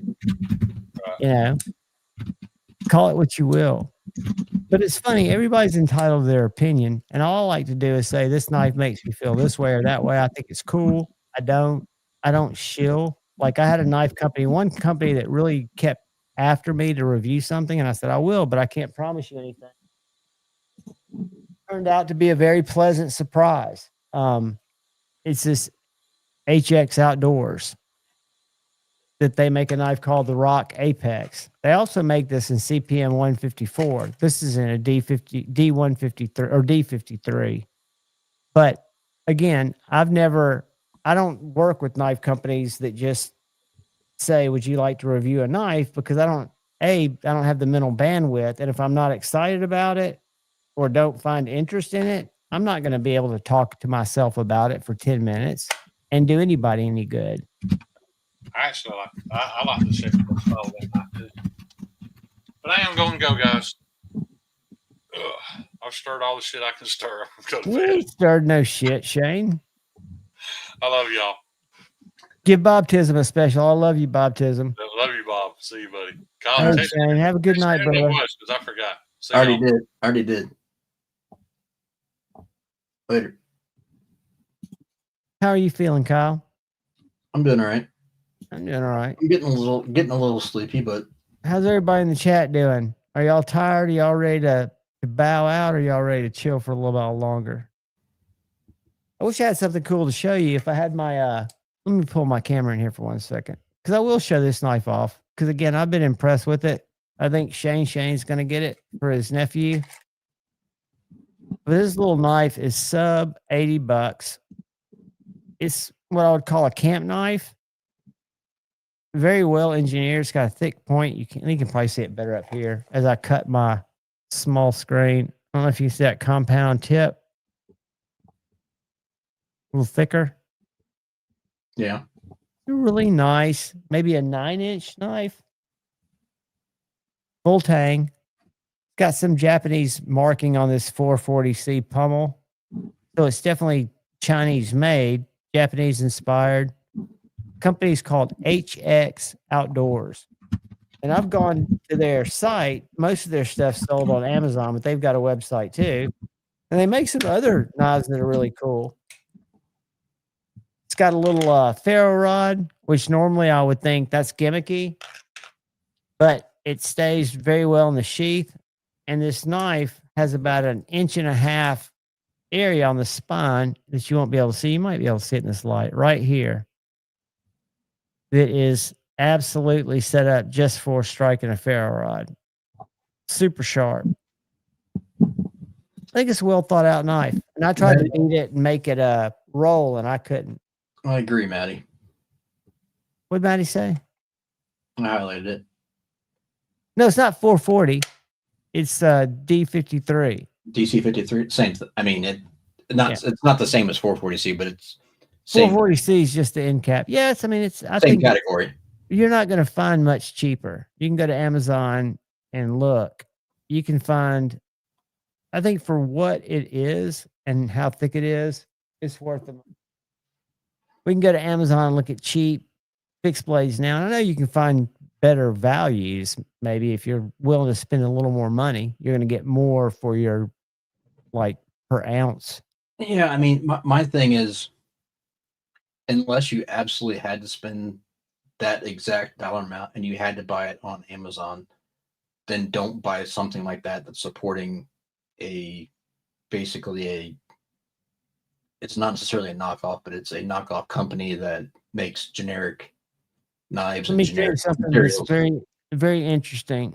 Working in a knife store, we have very little shelf space because they look at that as their inventory, where their real estate. Most of it's Benchmade, Spyderco. Bingo. But up front is where they make most of their money on the Chinese stuff, and people come in there with $40 and they're going to spend that $40 today. They're not going to save it. They don't see the value in saving it, no matter how much you talk to them about it. They want something to put in their pocket. Yeah, you know? I mean, and that's fine as long as you give them the information, the knowledge to make that decision. Oh, we do, and if they do, but the point is, at some point they have to make a decision what's more important to them: quality versus a couple more dollars, or supporting something like. They don't care about that, and they don't have a couple more dollars for one. If they did, they could save for it, but they're not. They're not. So many people I've noticed that come into a knife store are not knife people. You can tell them about, the properties of not having to sharpen it, being able to keep it for a lifetime. For all I know, these people are going out and sticking it in somebody and leaving it. I don't know. It's weird, because I would think you would have more people that are open to listening about modern metallurgy and stuff like that. There's so many people, and it does support an American company, because I've talked to Tate and John both about it, and they're like, man, they keep us in business. Well, it's not even that. I mean, the fact of the metallurgy is a secondary, but the fact of getting something that's not made in China for that price point, when the value store can't survive off the value proposition isn't there. But I don't think the stores can survive without having a mix. I think you have to. I'm not saying that neither was wrong for it. I'm saying that the consumer should think more about that than what they are. But they're so right now. The consumer is stuck to $40. I mean, you wouldn't believe the conversations like, come back next week when you've got 80 and I can show you this knife. And they're not willing to. I mean, it's like going in one ear and out the other. But that's what I was getting at. That is what we've been trained as consumers to do, is buy something that's disposable, that's cheaply made, that is budgetary, that you can buy on Amazon and have in 2 days. But that's small, and I don't know what percentage of business that import business does. I consider a knife that's a gas station knife, but I think probably keeps a lot of their performance in line, because I know they sell a lot of Benchmades, and we sell Benchmades for, I think you get a 15% discount and no tax right off the top. And I forget if that's exactly right. I have to check, but I think it's 15% off. So that map price that you see, and then you go to Blade HQ and you see a lower price. all knife stores that carry Benchmade are able to sell very openly. So like when you walk by the Benchmade counter, it says take 15% off and no sales tax. That's how they protect their map. Right. Yeah, I mean, because MAP is only advertised. I mean, you're not advertising. If you're in your own store, you can do whatever you want. Advertising is putting it out to the public in an email blast and in a newspaper ad or whatever. But inside the confines of your store, you can sell it for what you want. Well, they're certain you can't really, because they'll pull your line. Like Microtech, if you go under, now they've given special consideration on the ones that have their proprietary hardware. That's why you can get them for under 200 on Blade HQ. But they're one that will protect their price and will come take it out if you go under it. I don't know what you call that. I know for a while Ben Belkin was doing it and others do. It's just protecting your retail price. There's that aspect. If you have a contract that states you can't sell below a price, but having something that has a set MAP pricing is different than having something in contract that says you will not sell below this regardless. Correct. And there's still ways around that as well too.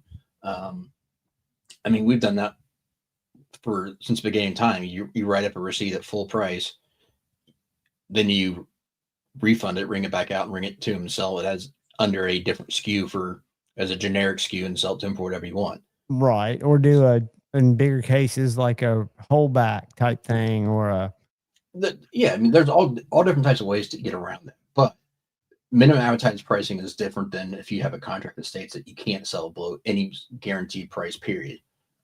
Because we had some brands that were like that as well too, and there's still, like I said, there's ways around that if you need to.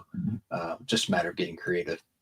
I haven't taken a picture yet because I think it's funny, but we've got 2 discontinued knives in stock down there. I've got 2 Jack Wolf Silver Series. I don't know if you remember that went on for a couple of weeks. Yep. 14C, $199. And aluminum set tie. Something like that. Yeah. Yeah. He went from, he downgraded to aluminum and downgraded to steel, and the steel's 14C. I think the handles are micarta. These both look like nice knives. It's just knowing the story and the fact that they've sat there as long as I've been there. Nobody really looks at modern slip joints though. The case buyer comes in and they want to look at, cases. And I urge you guys, if you like the Sod Buster, if you ever did, there's a new Sod Buster that's come out in S35VN. And I told Kyle this last week and he knew it, but Case used to always stamp their blades and still does to this day. But since they've started using S35, they can't. So it doesn't have a nail nick. It's actually got a little cutout. I'm going to pull one up. Which I think is hilarious. I like the fact that Case is trying to evolve, but the fact that Case thinks that they are evolving by going to S35. I know. Being modern is hilarious. Of all the options that they had at that price point to buy that steel, there's so many other steels that you get for roughly the same price point. But what can they machine? I don't know how different it is, right? S35 is not easy in comparison to what modern steels are. It's roughly the same. Because they've got a couple. They've got another little knife that's really, and they're not pulling anything up on the case side. That's terrible. The new one that has like the what would it be called? I'm looking at all these different sides. The 3 big X's across the new one. I saw a picture of it the other day. Oh, is it the little small one that's got like a cream colored? Yeah. That's a great little knife. That's an S35 too. Yeah, that's the one I was thinking of. Okay, this has got the nail pull. Let's see what this is. Hold on. What's this made of? S35. Here's one. I don't have this one in stock. This one's $84. The ones I've got are in like a stacked micarta. Actually looks better than this, but look at the nail nick. And the reason it's not a nick is because they're actually milling those blades instead of stamping them. But you're right. Why'd they go to S35? Can y'all see that? Whoops. I always like the Sodbuster shape. I might get one of those. And I forget, what's that little one with the X's called? Let me go to new. Read that. Let me get back over here. What's it say? Case Magna Cut. That's funny. Don't give Crispy a hard time, but he's not even here, probably here to protect himself. All right, let's start by new to old. Because that little one with the X's, it doesn't have a half stop, but it's a sweet little knife. And of course, it's not going to show up here because they've got so many knives. I've learned that almost their catalog looks like a Sears Roebuck catalog. Yeah. I'm not going to find this knife. Let's see what happens if I go S35. Blade material. Oh, 20 CV. They've got 7 in 20 CV. Let's see what those are. Who would have thunk it? The Harley Davidson's $204. I wonder if it's 20 CV. S35. That looks like a gas station knife to me. But beauty's in the eye of the beholder. So there's that little triple X was. Where my pictures go?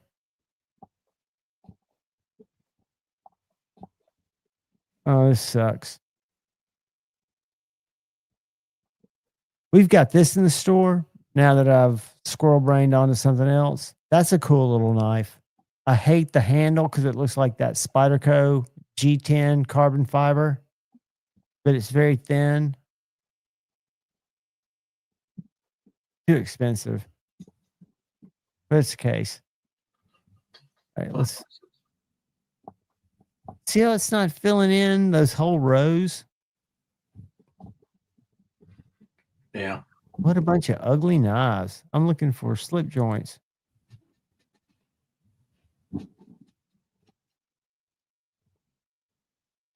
And that little XX one is not showing up. And I know it's S35.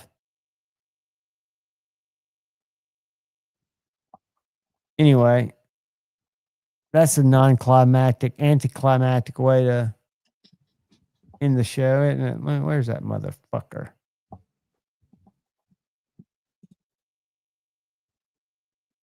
All right. So what I'm going to do is I'm going to pull up my Instagram, which I got right here. I'm going to stop sharing that. I'm going to go home. Profile. We'll pull that bitch up. I took a picture of it yesterday. Hey, have we talked about North Mountain blades yet? Yep. There's this little guy right here. Not a fan. I'm interested in the Dyer in 3V. There's that little guy. Is that the one you're talking about? Yeah, I think so. I don't have interest in a Chinese-made Dwyer. You know, and I don't like. I don't know. Just personal preference. Well, I totally get it. This knife is what I first experienced from them. Can you see that? I'm not sharing it. Let me share it. This little knife is called their Chop 4. It's the one that's in the desert ironwood. I'm just not a fan of the brand either, but yeah. But $160 for a really nice knife. Yeah, it's in I forget what's their entry steel on those. It's a Magic. Yeah, that's right. Yeah. SLD Magic. Yeah. SLD Magic. Did I show you we had these in stock? Somebody brought them in. Those are Magna Cut. Yeah. Salts. Yeah. I like And then The somebody Shaman bought all stuff. 3 of the GECs we had. This is the thing that was impressive, the action. And I hate front flippers. But titanium liners.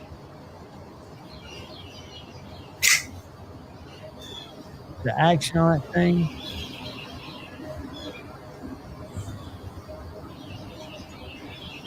I don't know. I'm very particular about what I spend money on now, and I'm not really interested in. Yeah, I get it. And when you look at their stuff, they've got a lot of different stuff, and none of it looks. Look at that.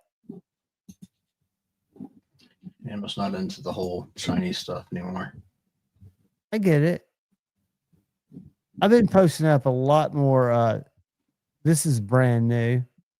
That's a new acid washed Magna Cut that Protect's using. Yeah. And then that's cool, but it makes the blade look off center. Somehow, the way that the G Carta joins with the aluminum, but that's neither here nor there. I've been posting a lot more American shit, although I like my Chinese shit too. I really like this old German lever actions. I think they're cool. I think the Italian stilettos are cool. They're cool looking, but they're really poorly done knives. Have you seen ET? Do you remember how that works? You pull that little thing in the blade. It's scary, man. Yeah.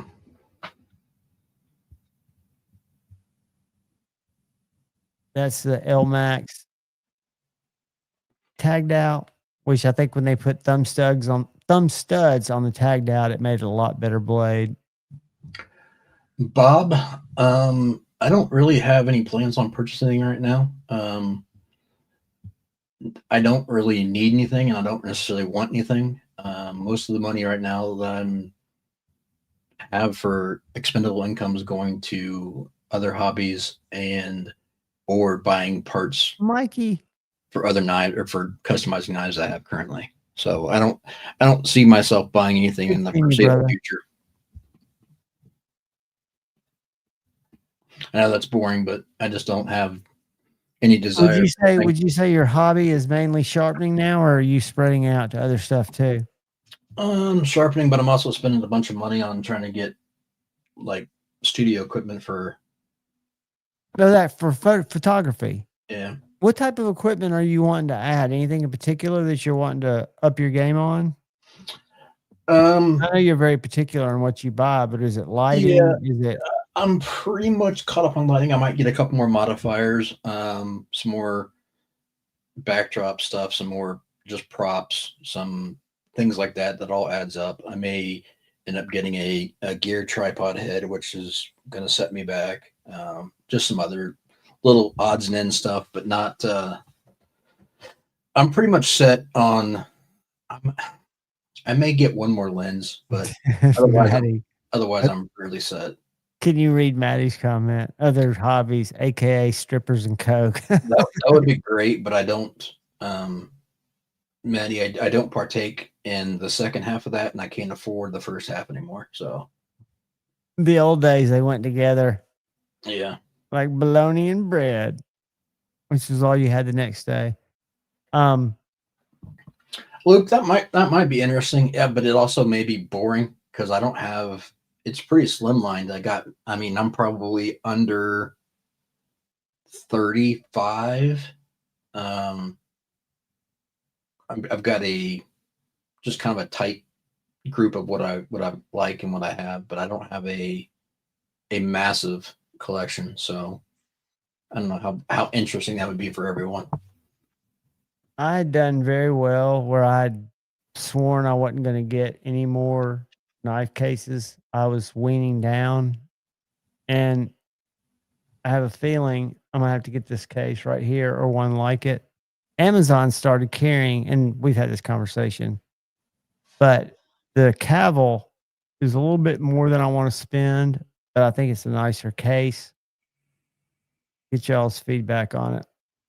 Luke, no. I've only got 3 Spydercos.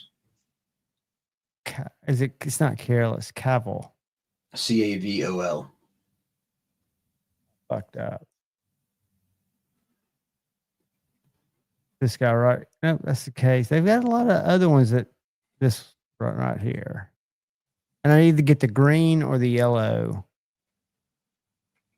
$69. They hold 24 knives. And to me, what makes them cool is the foam. Where is it? Where is it?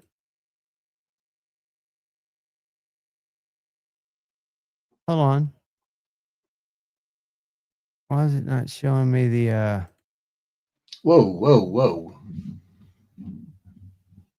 I think someone comes in here saying that you need to bring receipts instead of just throwing out accusations. Not that I'm defending anyone until I know, but if you're going to claim that about someone, then you need to bring proof. Who are we talking about? That comment there. Which one? No, Who made it? I highlighted it from someone. I'm not sure who that is. I can't even see the highlight because it's got live over it. Where was it? A recent comment? Because I'll definitely. Oh, Aaron. What's up, Aaron? Derek Ronald Crow steals knives from his family and guns. I don't know who that is, dude. But guess what? I'm gonna let you sit in timeout for just a few minutes because that you have to have facts. Come out with facts when you come out.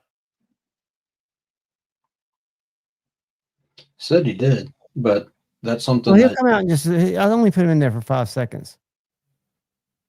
Or 5 minutes, maybe. I don't know. I don't even know who that is. Do you know who that person is?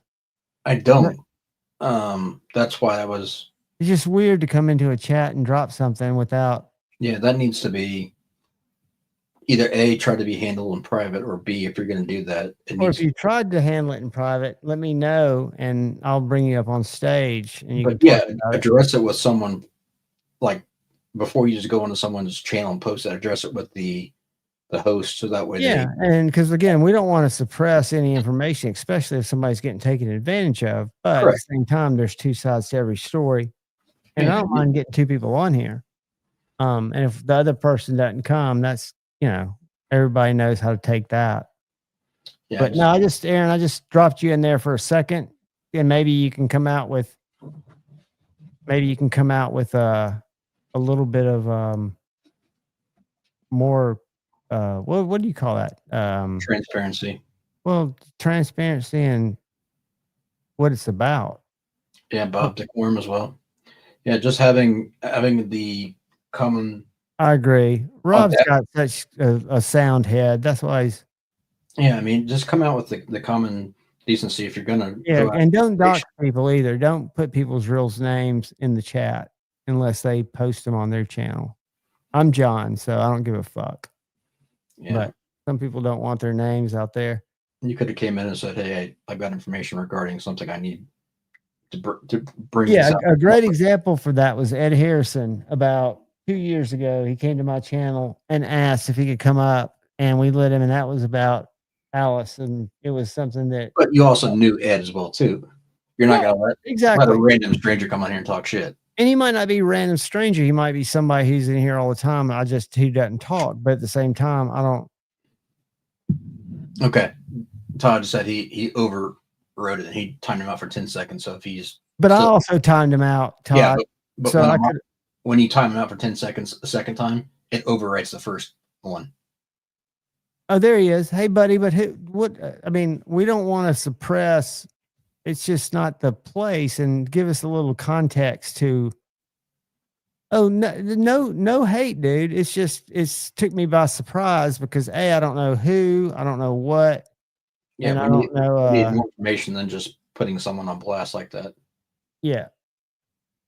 No, dude, it's all with love, brother. And it's not that I don't want anything that's being done to anybody in the community. I just don't know.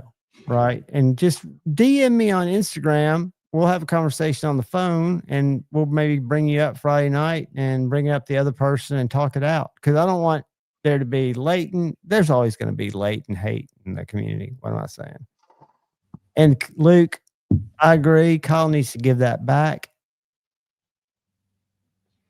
Luke, you told me I could keep those. I would call you something, but then I don't want to offend Bob. That's a good question, Geek Machinist. And that's another thing. They're not just me. There's great community in here who look out for each other. And we just want to make sure that everything's up and up. And a couple of accounts discredits somebody a little bit, except for Maddie, because we know how he rolls. He's a troll, admittedly. Marty, you can't borrow these. Those are all too small for you. They just fall out. You know, I still have it. I don't know if Greg doesn't get in his Instagram that much. I get a feeling he doesn't, but I've sent him a thanks for spending time with us. I hope I didn't offend him at the end when we were talking about cod pieces. No, he came back and seemed fine about it. I think he just hadn't been in Instagram. Yeah, he seemed cool. He's such a cool guy. He really is. And I think he respected the fact that it wasn't necessarily everyone's cup of tea, and we appreciate the craftsmanship, but it may not be what we're looking for. So let me show you something that I think is what you are looking for. You might not know it yet, but Tyler Denny, T. Denny Customs, makes these little knives called Apprentices. Look at that one right there. I've got one in Crewware and one in MagnaCut, but he's really upped his game.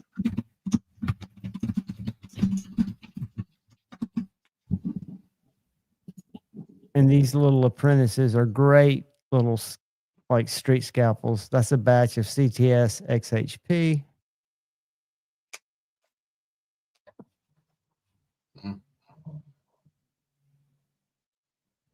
I don't know if he gets much love, if a lot of people are familiar with his knives, but they're really well refined. They're small. I don't know what you'd use them for. I use them for opening packages.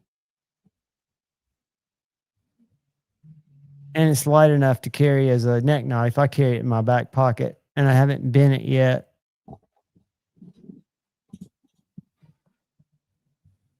Just a cool knife. Just a cool knife.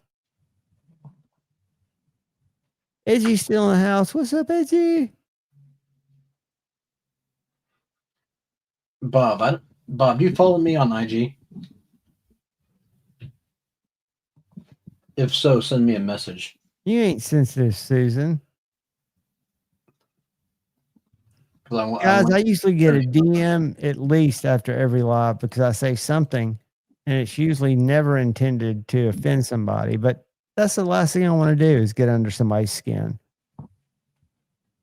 But I appreciate people who take the time to DM me and say, hey, man, that was fucked up. And a lot of times I get it. I get it how it would have sounded. I don't ever consider that because I'm just talking. Kyle can attribute to that. I'm just talking.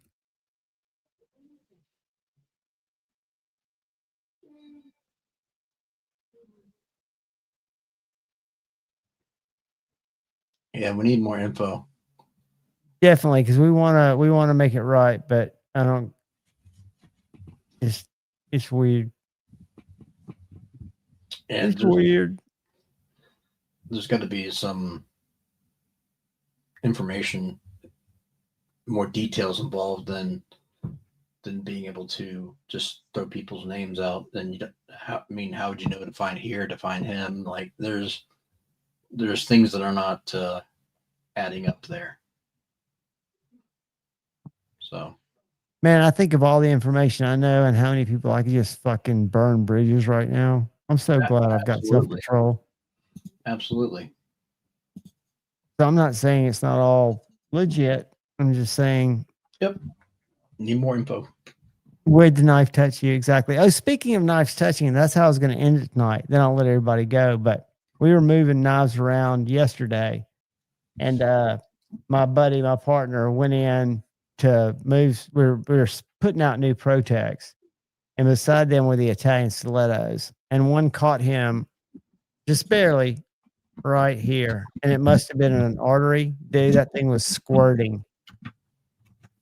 Just a little puncture move. Rob, you and I understand each other. We go way back. I come in kindness, but I say stupid things. I'm the first to admit it. I'm medicated.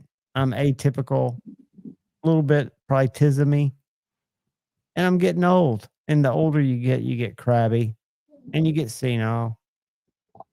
Oh, I know you are, Bob. I wanted just to chat with you. That's all.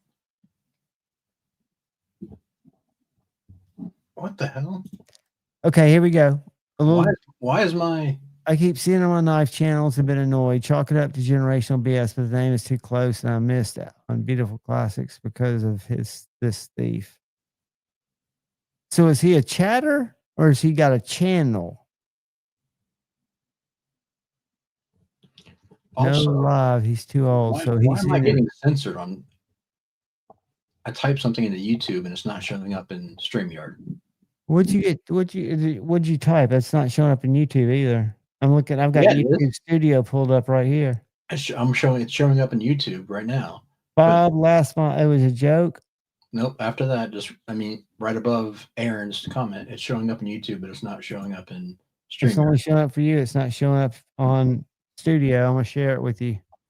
Type it again. I don't know what it was. But forget it. That's just stupid, though. No, I don't have any censor set. Look. It was a joke about Maddie's address, but apparently, I don't know if that thought I was trying to dox him. Dox him or something. It could be. But this is where I don't ever look over here, but this is where they are.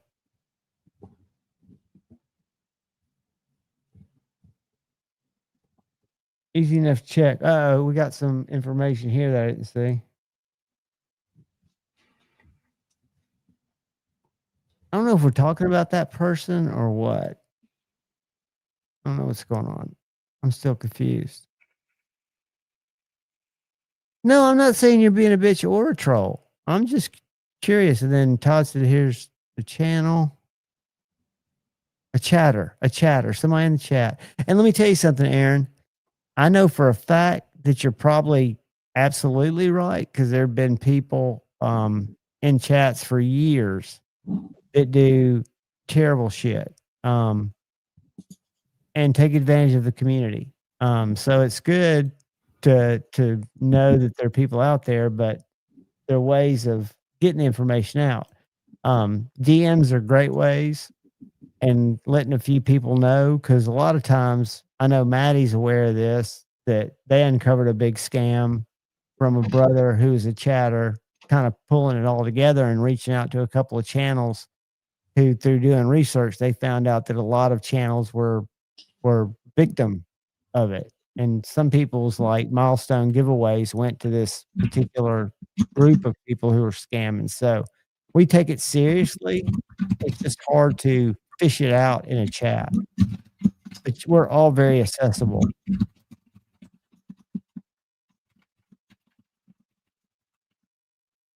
And there's several of us, like Stevie, like Maddie, like me, like Kyle. You can DM and we'll bring it together and make a public service announcement.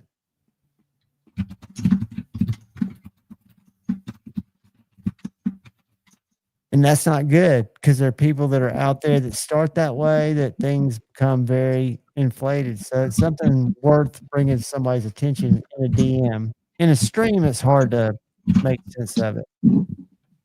And sometimes, yeah, when you're... Do you see what Bob? I think he's making fun of you. Yeah. Here's you typing. Yeah. How do you know it was me? I have more than just you to talk to me, Bob.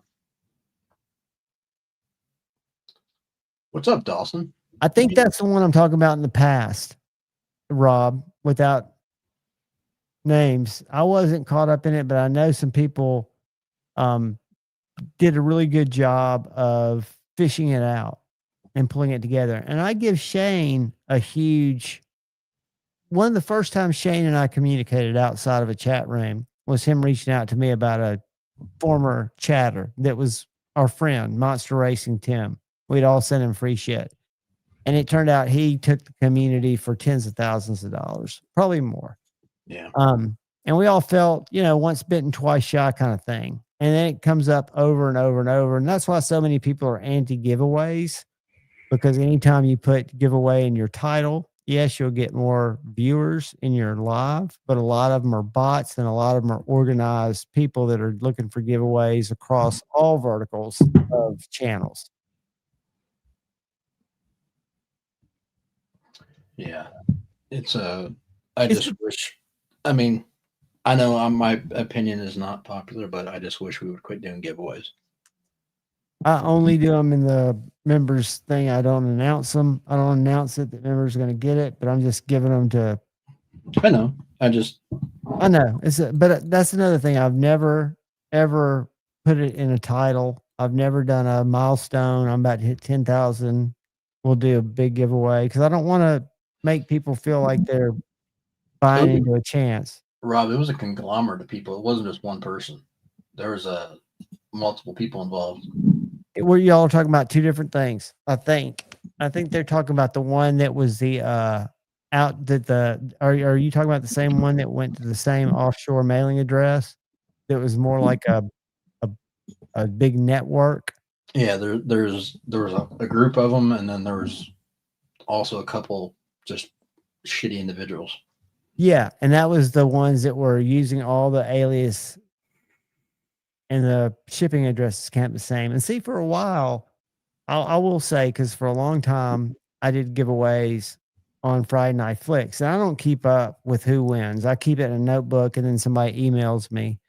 And I would have the same, because when I go into Pirate Ship to put in, start typing, it'll auto-populate. And I would have different names show up with the same address that was being claimed. So I know it happened in mine too. So I think some people just thought, okay, there's going to be a giveaway at the end of this live. Let's activate our other 3 Gmail addresses. But if it's a wife sitting on the couch and a kid with their phone, I think they should all 3 be able to play. But usually that's not the case. Aaron, let's just do this. If you have Instagram, reach out to either Javon, myself, or Mattisfaction on Instagram. And I'll drop mine in the title right now. And we can go through it with you and decipher, but doesn't sound like the same person, and I'd rather not keep beating a horse in the chat. So but reach out to one of us if you want to, and we'll try to help you. DM me right there, brother.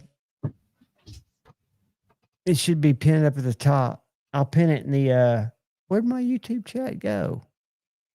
By God, it disappeared.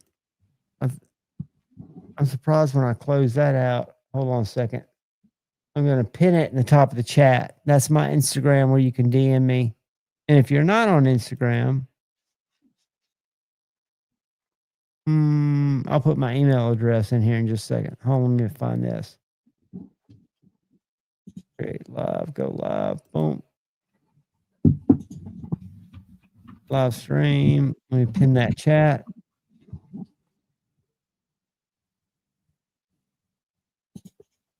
My Instagram is now pinned, and I'm going to drop my, let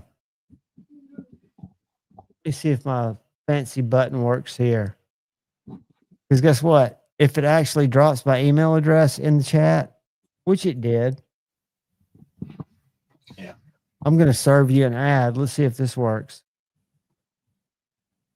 Surprise! Cha-ching!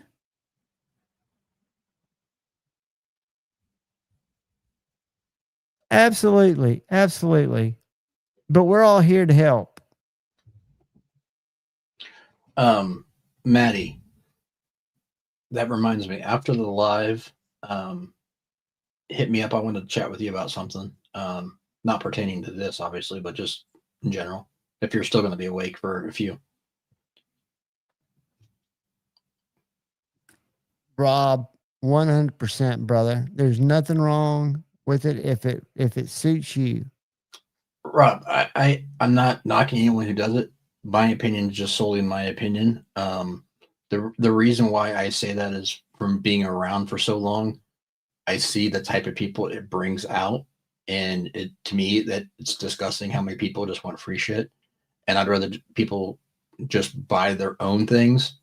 And if someone wants to do something nice for someone, do it on their own behalf behind the scenes and not have to bring people in to make it. And it got abused as well too. There's so many channels, not obviously not your channel, I'm not saying that, but so many channels early on were abusing it solely to gain views and gain traction with people. And I found it to be morally disgusting how a lot of them were doing it, especially with like the pay to play stuff. And it to me, I don't like the whole aspect of it. I just think people would be better off on their own. But again, that's not throwing anything at your direction. That's just my opinion. So, Which is as valid as anyone else's. There's nothing wrong with either one of y'all's opinions. yeah, Maddie, that's fine. Just send me on IG. Well, kids, I think that's I'm getting a little.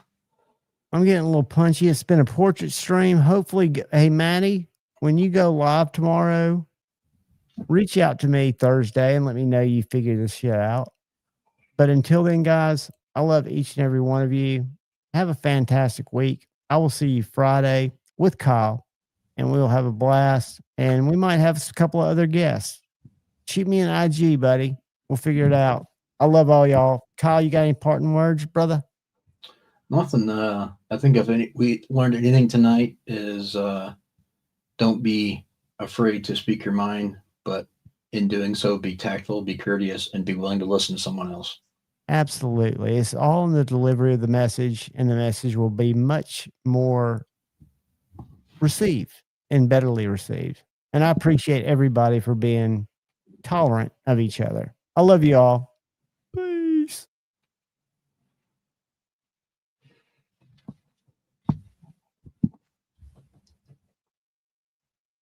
The light went out because we left a little bit, but are you high on cigarettes?